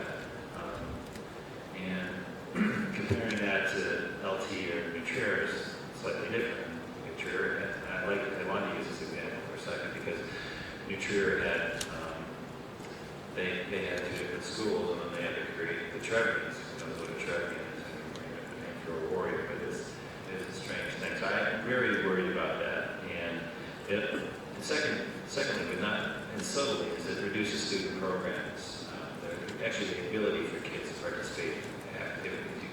You're going to have 1,000-something kids, and everybody can make a freshman no-cut sport. You can have an A, B, and C team, and you go to sophomore, and that's the end of their sports career. And the same thing with a band or forensics team. That's not right for me. I'm unsettled by that notion. And I love how Hinsdale South has done so great, and I think as a board we've agreed that we need to work on in some areas where we can develop much more meaningful brand and favoritism towards how we publish and promote Hinsdale South, which is a great school. We've got great leadership there as well. So I don't want us to become like a factory type environment for school. That's why we're spending our time. And on those big schools, I see there's a problem with accountability. Those big programs. We have a hard enough time with accountability as it is now. So right now, I'm not permanently against it, but right at this point in time, I'm not in favor. And I'd like to see a study, because I think there's some good things out of that. And Bruce Law has recommended items to us as a board that would actually save money the same way that these, like an LT or Nutrera has, where they don't have redundant department heads. That's one small example, but there are many other ones that he knows that were Bill and they know I'm listening, so that's what I'm at. Okay, so what I'm hearing from the board is that this will be a discussion potentially after the November referendum. And no further work we're not directing the administration to do any further work at this point in time. Next item on the agenda is technology fee update. Dr. Law.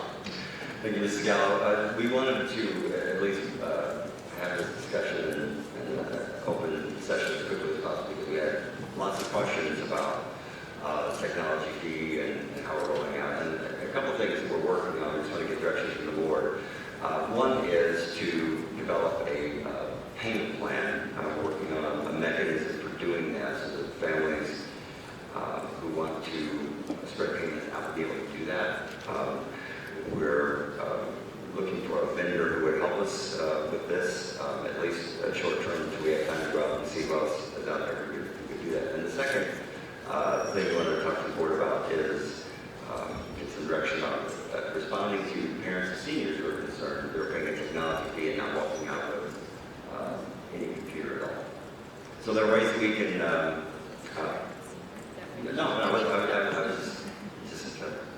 was looking at you. So we can develop that as well if the board would like, but I thought it was important we at least get this out as a discussion. There's a reason that there are no documents for this item. It really is just asking the board for some direction. But those two things are the things that we're thinking about doing. One is having a payment plan for families who request it, and then the second one is trying to come up with a way for the seniors to for a little more money to have a computer every year. I'm in favor of exploring it. We've received a lot of communication from the community about the technology fee, and we've all very carefully read those communications, and the information that we bring back to us that would address their concerns, I think would be really helpful for us. Right, and I agree with that, but the way I read many of those communications was that, and I did talk with Bruce about this, I read those communications that the parents of seniors didn't want to have to pay it because they weren't going to get a computer, right? You know, I don't know what that's going to sound. Well, If like you said, you talked about depending on what that little more amount might be, would be interesting. Are you considering even the opting out, or you want everybody to make sure everybody is on the same Chromebook or same device so that it's consistent in each classroom? Is that why the opting out is not really a factor? Well, in the first year, this is a tough year because we're trying to launch, right? So in the first year, people who, if we allow people to opt out, anybody not want to pay $200, the business case depends on a certain amount of revenue to make it work. So we haven't thought about opting out. We have on the budget and how we would make that work. We've been working from what the board approved, which was, Billy put together a business case and said, look, this is how much it would be if we're going to smooth out the rate over 4 years at each $150. So that we would work from that standpoint to make it work. My feeling has been, ever since this was put in place, that this is just another, this is the infrastructure of the school. And I believe that by creating the, and I'm just first speaking about this now, I have not let the board know my feelings of this, but I've thought that long and hard at this, and by making the current parents, the current students pay for this infrastructure with this 250 because of the business case that we were given. I believe this stems back, it's my opinion, it stems back from the zero levy of 2013 and the under levy of 2014, that why we can't provide the service provide this infrastructure to our students. I see this one-on-one initiative is no different than having a blackboard, a whiteboard, electrical conduit, because we're providing, this is for our 21st century learning, and I would like to propose that we need a second referendum question to increase our operation costs to cover this fee. I don't know how the rest of the board would feel about this, and I don't have any numbers of what we would have to increase our operating costs to and what that tax impact would be. But I would like to give that direction to the administration to come back to us on August 1st of what would be the impact to the taxpayers, because it's no different than the bricks and mortar that we're going to be asking for come November. That the taxpayers should be covering this cost. We don't ask the taxpayer to cover the book fee for each individual student, but the taxpayer should be covering this amount, and that's my opinion, that I would like to have a second referendum question to increase the operating costs for the district. I have a slightly different take on that, okay? My take on that is that the reason we had to do this is because we had some very generous collective bargaining agreements signed that were above and beyond what we budgeted. And this cost was put in there as a fee charged to the users because we overspent on that union contract, teachers union contract. That's what I clearly see. And if you want to have that as a referendum, then we should wait until this teachers negotiation is done and then put that on the ballot to have the taxpayers pay for the next collective bargaining as well. If you want to really look at sustainability and see whether or not the taxpayers are willing to pay for it. So do we have consensus amongst the board to have an operating fund increase on the referendum to explore it more? Can I make a statement here? The costs of enrolling a student here in District 86 are really very minor compared to other districts. There's, again, Bruce and I were talking, the district his son goes to, they have a locker rental fee. I mean, yes. And we throw in a locker for free. So, we have extra at South. Okay, so I think this is something that a parent is going to have to cover. This is my opinion. We pay a technology fee in the grade school. We pay an art supply fee in the grade school. We don't pay that much here we don't pay for sports, we don't pay for clubs, we don't pay for a lot of other things. Is Tammy here today? That Tammy's son was a lacrosse player at another high school. It was $650 for lacrosse, $350 for golf. And we're talking about raising people's taxes for $250 fee a year. I would not be voting for that. So that's my opinion. I respect your opinion, Kay, but I don't think that should be brought back. How much would the payment plan be? Maybe I missed that. Talk about this. What are we looking at here, first of all? You mean how much would it cost the district to implement a payment plan, or how much? I believe Dr. Law hasn't even looked at that. He's asking for direction from the board. So if the referendum for the operating fund is off the table, because that's kind of what I'm seeing, okay, right? I'm looking. Okay, so that's off the table. So now we need to give direction to Bruce to look at these alternatives that's what you're asking for, right, Dr. Law? That you're looking for some way to... Yeah, just, we are exploring ways that we could make this available to parents. So I'm not sure, are you saying for parents it would be a quarterly payment or that would Yeah, that's It would cool. help to That's see cool. that. Yeah, we'll bring that, we can bring that up first. Over 9 months, How much are you looking at? over 9 months, it's $27 a month, so 27 times 3 would be $81 for 3 months. Okay, so what I'm hearing is that, Bruce, please, look at all the options. And one thing I think that while we're, one of the things I've noticed in all these emails about fees is that we are going to be doing an audit of all the fees we have in District 86, so that we can assure our families that if you're paying a fee for a course, the revenue from that fee is going to cover the expenses of that course.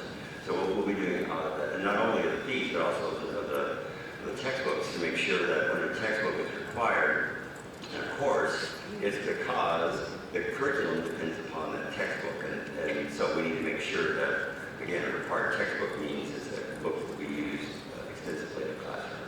So that has nothing to do with the technology fee, but at least it's one of those exercises, I think, that as a school district, when we're charging families fees, it's just too easy to go to the board and say, we need all the library, or we need what, whatever, the board says yes, and there we go. So we need to be able to show our families that when we're charging these fees, is that we can match revenues and expenditures and justify the fee. Okay, on to the next item is board member comments. Are there any comments tonight? Okay, next. Okay, we go to that. I do have comments. I just have to pull up what I wanted to say here. A couple of things. One, I would like, since there's not really items for future agenda items, Because this is a special meeting. I know, unfortunately, we are all living in a very, very dark world these days, and with everything that has gone on in Europe, I was wondering if anyone else is interested in reviewing the field trips that are going over to Europe and the locations that have previously been approved. So that would be one. Well, we're bringing, on August 1st, we'll be bringing a field trip policy for the board to consider. So that, What does that mean? well, we currently have 2 policies that cover field trips, and neither of them, neither of them addresses the practices that we currently have. So we're going to make sure the policy lines up with what we do, and make sure that what the policy, is up to date. So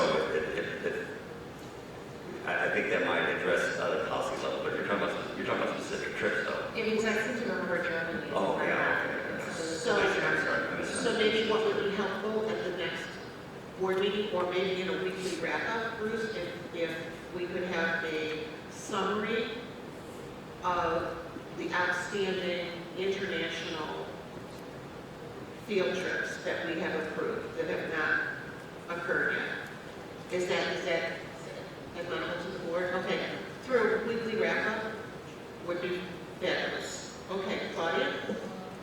The website that Kay had previously referenced that spoke about the two-campus system is mergerbeforetaxhike.com if you want to take a look at it. It's again, mergerbeforetaxhike.com. Also, there was an announcement made by a company, Endurian, which is announcing the first ever college tuition scholarship program for eligible Hinsdale Township High School District 86 area students. The reason I mention this is because the deadline is coming up, and I don't know that the counselors are really going to be able to get this out to our students, and hopefully this will reach somebody. So it's 2016-17 Life Quote Scholarship for $10,000 to those individuals who have lost a parent in some way, and at the time were underinsured in terms of life insurance. And the deadline is August 19th, 2016. You have to be between the ages of 18 and 24. You have to email a 500-word essay or a 3-minute video to scholarship@lifequotes.com. You can also call an individual named Nina at 630-343-5040. Again, that's for all Hinsdale Township High School District 86 students who have lost a parent and were underinsured. So I just wanted to get that out there in case someone's listening. And they are in no affiliation with District 86. they are a for-profit company. Anything else? Anyone else? Yeah. Yes, I wanted to make one comment about the design assumptions in this master facility plan. And, I know that throughout the publications, we keep referencing the architect's recommendations for school size, and that's directly in reference to statements about overcrowding or undercrowding. I wanted to make sure that the public and the board understands that this is based upon an assumption that we would have 20% idle classroom space. And then the design criteria is to have 80% utilization of classroom space. And that is, to me, a little bit strange, being in the business world where you would have such a high target for idle classroom space. And that's something I think that we need to make sure that we're looking at, especially if we're looking at this between now and the next meeting. We have a large number of classrooms that were added to Hinsdale Central, and perhaps those classrooms, some of that, the classroom space should be one of the primary focuses, but I want to make sure that we understand that our assumption is we're going to have 20% idle space if we go to that. Any other board member comments? Okay. Next item is audience comments. Anyone from the audience care to address the board? You have 5 minutes. Please come up and speak.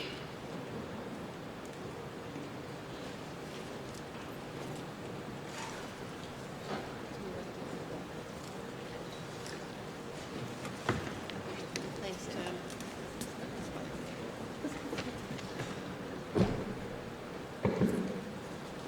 Thank you.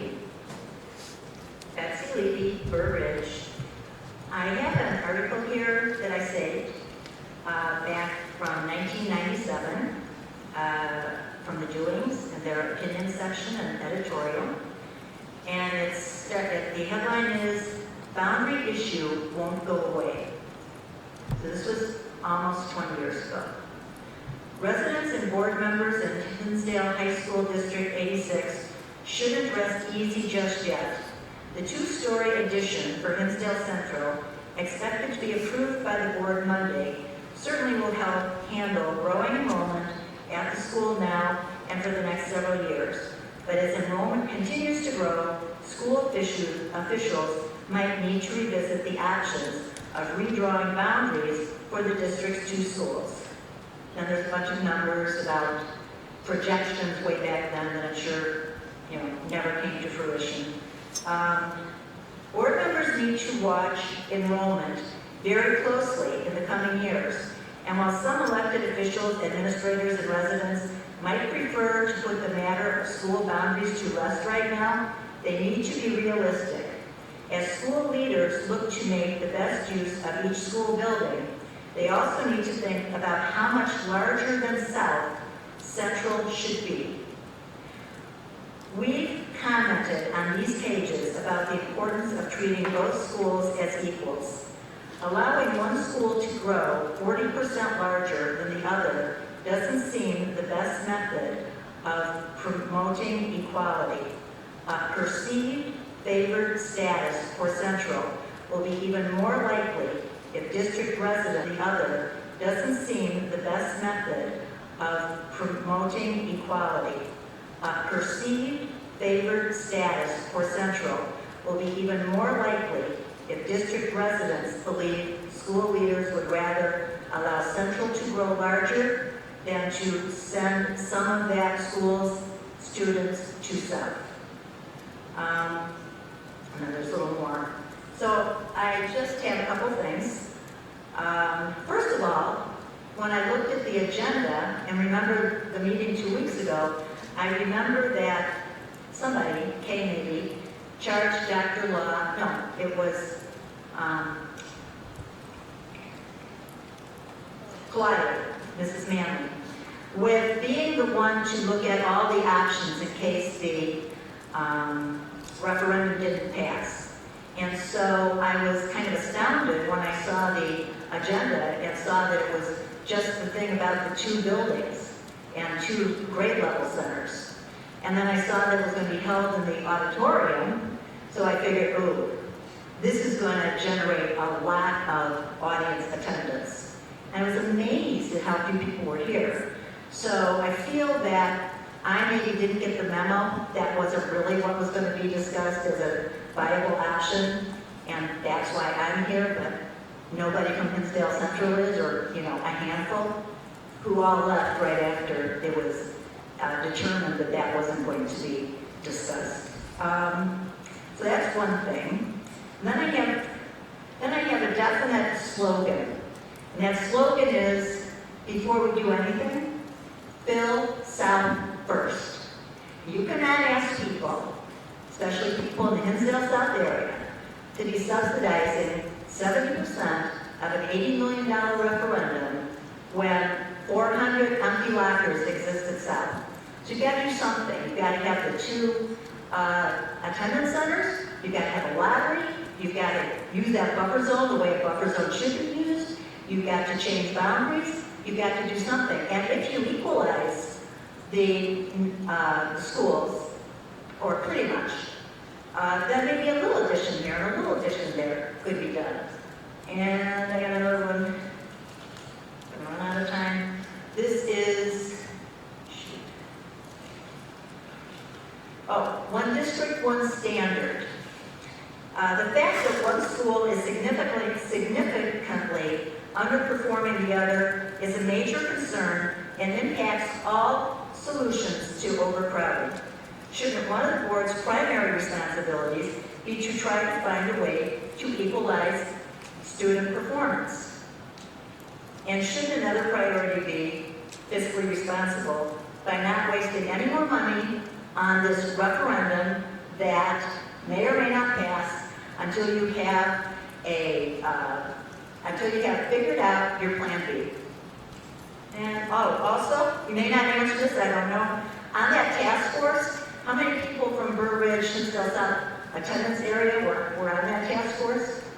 Anybody can answer? I believe it was a not a very uneven split as well. It was 77% from Hinsdale Central. But how many were from Burr Ridge that are in Hinsdale South attendance area?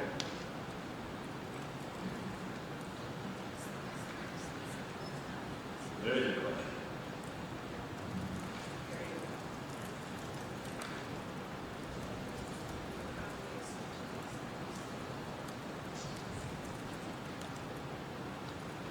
We don't have that answer off the top of our heads. Can we publicize that? Sure. In board briefs for you? Because I don't get those. Not many. Not many? Any? Oh, there were people from the South attendance area. No. Burr Ridge. Burr Ridge in Hinsdale South attendance area.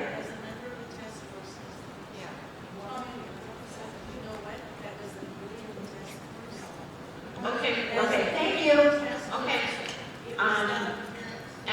Any other audience communication?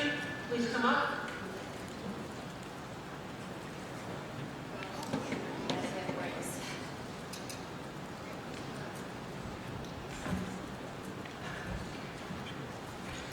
Hi, I'm Dana Kroger from Clarendon Hills. I seem to be the odd person. I'm talking about the borders and talking about the technology fee, which I know you said, I got the feeling you kind of downplayed, like, oh, it comes out to be a small amount of money each month if you break it down. So if you plan for it. I got a letter from June 24th, which is just a few weeks ago, a couple of weeks ago, from Dr. Law, that informed us of this technology fee. I have 3 students in the district. So that, well, that's $250 per student. For me, that's $750 unplanned expenses. For my 3 kids for school next year, including books and other things, it came out to just a little over $1,800. So if you take that and add the $2,500, add the $750, it's going to come to around $2,500. That's a lot to me. I don't live in a $1 million home. We work very hard for what we have. We've had some downtimes. A lot of people $250 would, well, it's not great, we would pay it without blinking, but $750 that we had no advance warning on, that's not right. I did have a question, you talked in the letter, talked about the payment plan, that would be an option, so I called the phone number and everything that was included with that, and it was a non-working number, so there was nobody for me to talk to. I called and talked to somebody else, and they hadn't even heard of who that person was, said their phone wasn't hooked up or wasn't connected yet. Yet the letter said you could call that person and speak to her, so I'm sure you have that information.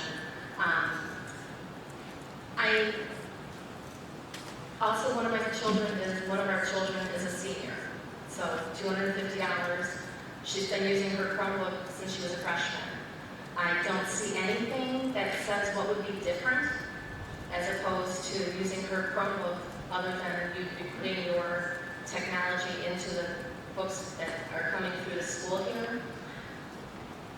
It just doesn't make sense. Downers Grove High School District, they charge $90 for their Chromebook. Why are we charging $250? I don't understand that. They still pay for books and things, but the Chromebook, our Chromebooks were being charged, well, the tech fee is $250. The Chromebooks you can get for $180. I know Dr. Law, you had said you're buying $500 Chromebooks. And you said the board wasn't sure how it was all going to work out. They had a tough decision to make, and putting that fee through. It sounds like there's a lot of unanswered questions that I don't, as a taxpayer and a parent in the district more than anything, I'd like to know how it's being broken down. Other than the $250 tech fee, if you buy the Chromebook for $180, which is what I personally would think that it would be. That's a $770 per student profit. If you take that, I don't know how many students are in both schools, but just say 600 students in general, with that $70 profit, that's $42,000 you're making. And you're going to have the long list of things you would have to do to make this whole thing work in just a couple of weeks when they go back to school. It does not make sense to me on how you can get this going. So as a parent, I would ask you, get these questions answered for us. I mean, I would like, I think I have a right to know, how did you come up with that $250 fee? Because at the end of 4 years, paying $250 a year, that's $1,000 for this technology fee. And they get to walk away with a 4-year-old Chromebook that's been used. Maybe durable, but it'd be used. Downers North High Schools, or Downers Grove High Schools, they'll be paying at the end of 4 years $360. And they still get their Chromebook, the same condition, I'm sure, been used for 4 years. So that's $640 difference. Why is our cost so high, not being used to make up for other expenses and other deficits in the budget? I just don't think as a parent that that's fair.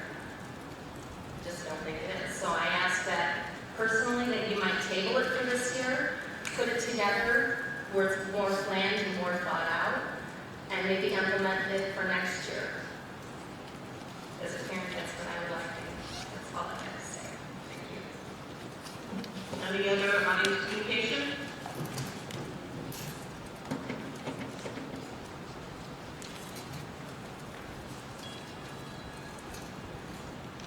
Hi, Linda Burke from Hinsdale. I just wanted to tell you guys that the chart that was put up on the screen has such small, out of focus print that it could not be read. And I didn't want to holler out, blow it up or something, meaning magnify the font. Because next time, could you please make sure that the font is legible from the audience seats if you're putting something up on the screen for us to read. Also, I would like to mention some good news that is good no matter what point of view you take on the issues that we discussed tonight. That there was an excellent story in the Doings by Kimberly Fornak about the SIR course that District 86 offers. And this time, in the latest issue of the Doings, it was made very clear that scientific investigation and research, I believe that's what SIR stands for, is a district-wide course. It's offered to both Central and South, and both Central and South kids are having a great experience. I think it would be a common sense measure. One of the first things we could do to alleviate all the problems that we're discussing tonight is stop spreading false, unkind, property value destroying rumors about academic quality at Hinsdale South. These rumors are not true. There is not and there cannot be any disparity of quality between AP courses. In fact, that does not exist. And elite opportunities exist equally, and now the truth is out about SIR. It's a district-wide program. Please, please, board, be sure that all the middle school families know this. Get the word out. An accurate word out, with accurate information about Central and South will help alleviate the problem of people avoiding one high school or the other for reasons that are not well founded. Thank you.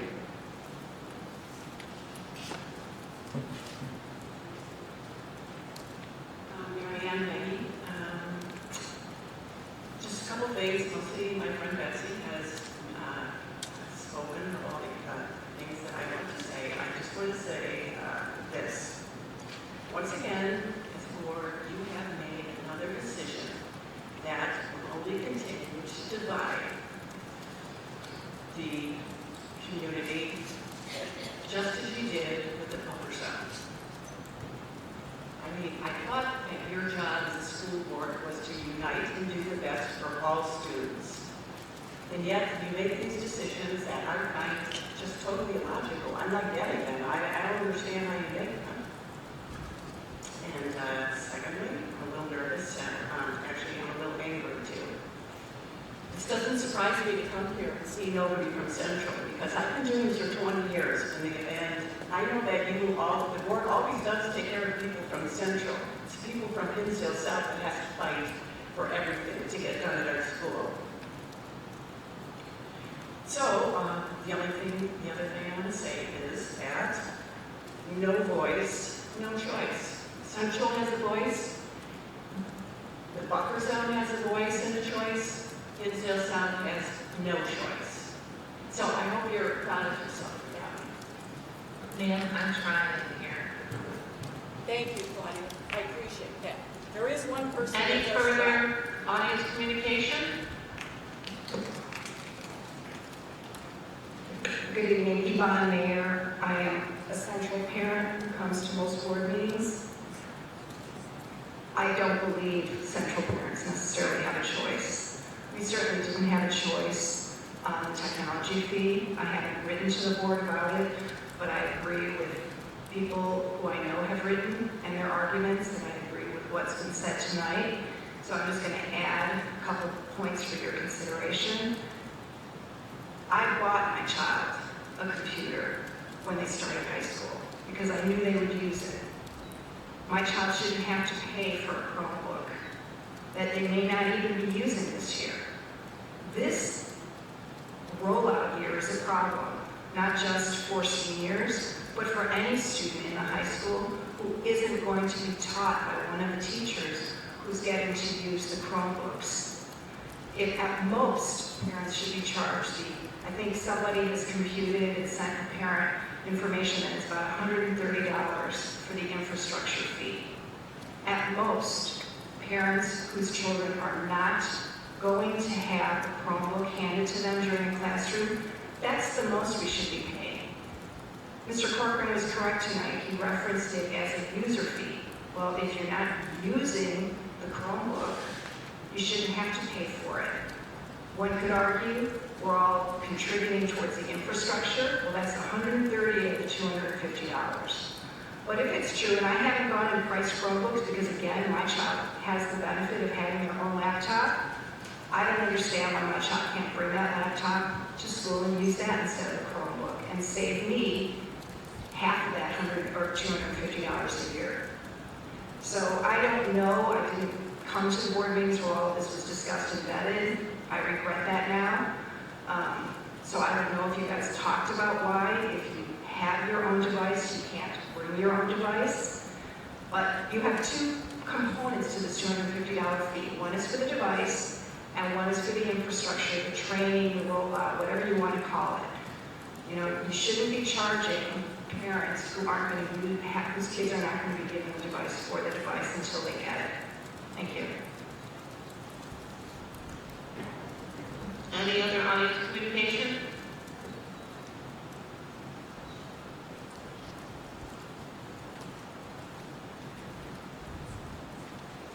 I'll be brief. This is my first ever attendance at a high school board meeting. My name is Frank Trill. I'm the mayor of Willowbrook. And two things. One is I wouldn't rush into any financial obligation for the taxpayers until you know exactly what it is you want, whether you want to be one school or two schools, because then the whole building thing may change, the dynamics could change. Obviously, there's needs at most schools. But to commend the group, you saved probably $25 million a year for the last 2 years. You started at an extremely high number. That number's down to $79 million. Maybe you can save another $25 million. That's an incredible value you have to our area and everyone that lives there. So if it takes another year to do it right, so be it. But you put this much time and investment in it, I wouldn't be making rash judgments based on a timeline. I would also be happy to volunteer to be on any type of committee you have about putting these two schools as one. And that's it. Thank you for the work you put in. Any other audience communication?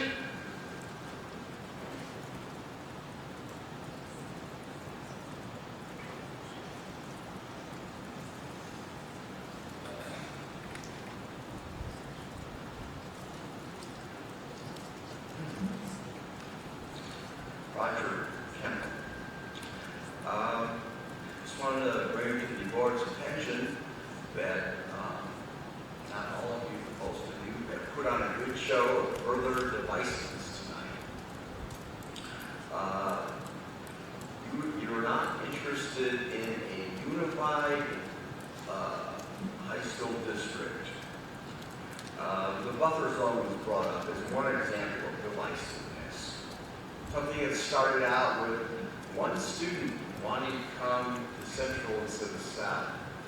Instead of going on a case-by-case basis again, it was brought that you gave 95 students the right to come to Central. A gift that increased property values in that area significantly. But, you know, you've heard tonight about the lack of logic, common sense on this board. Yeah, you know, take a look sometime at a reality check about yourselves. You know, really, you don't understand. There probably is no other school district, high school district in the state of Illinois, I don't know about elsewhere, but when you allow all district 86 students to go to South, but you don't do that in Central. You have restrictions on Central because it's better, and that's where over the past years and decades the money has gone and improvements. And yes, you had no plan B, no plan C, and tonight you said we refuse to even consider the concept of two high schools, one graduating class.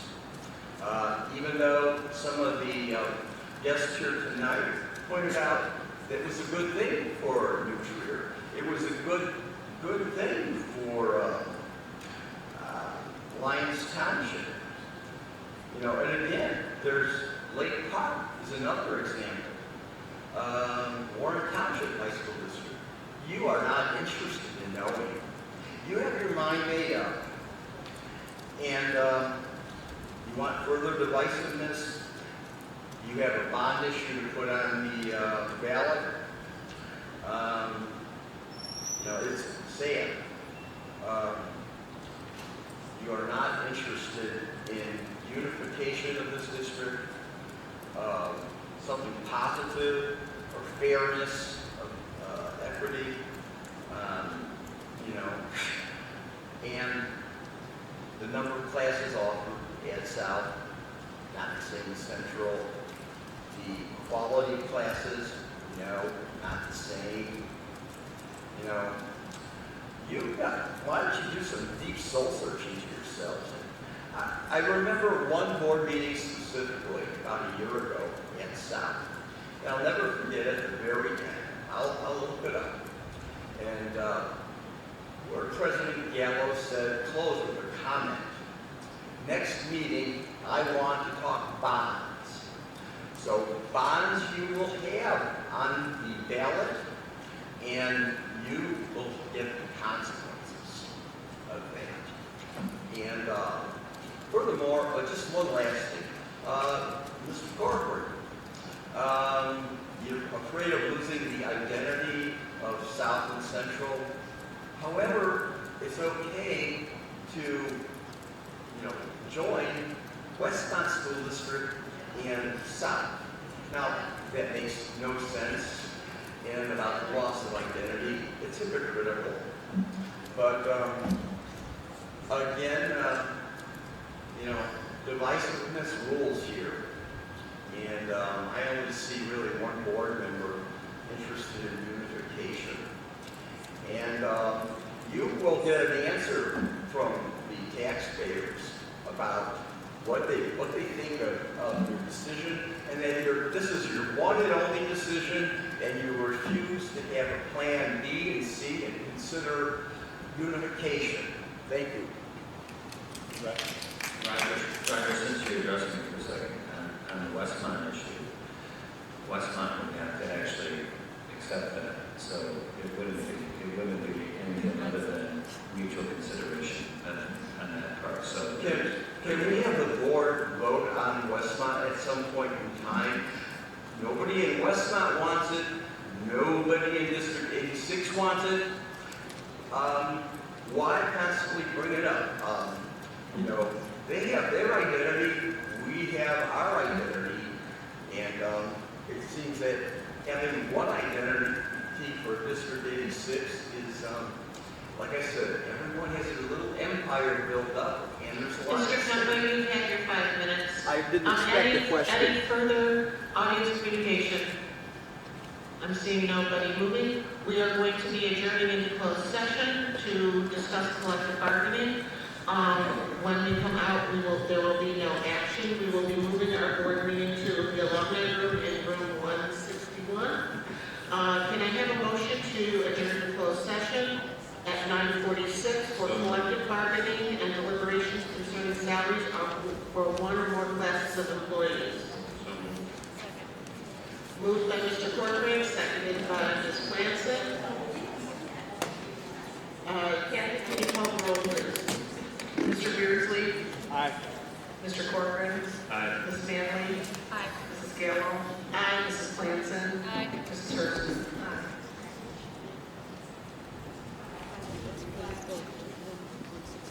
Who needs these? Well, I want to talk to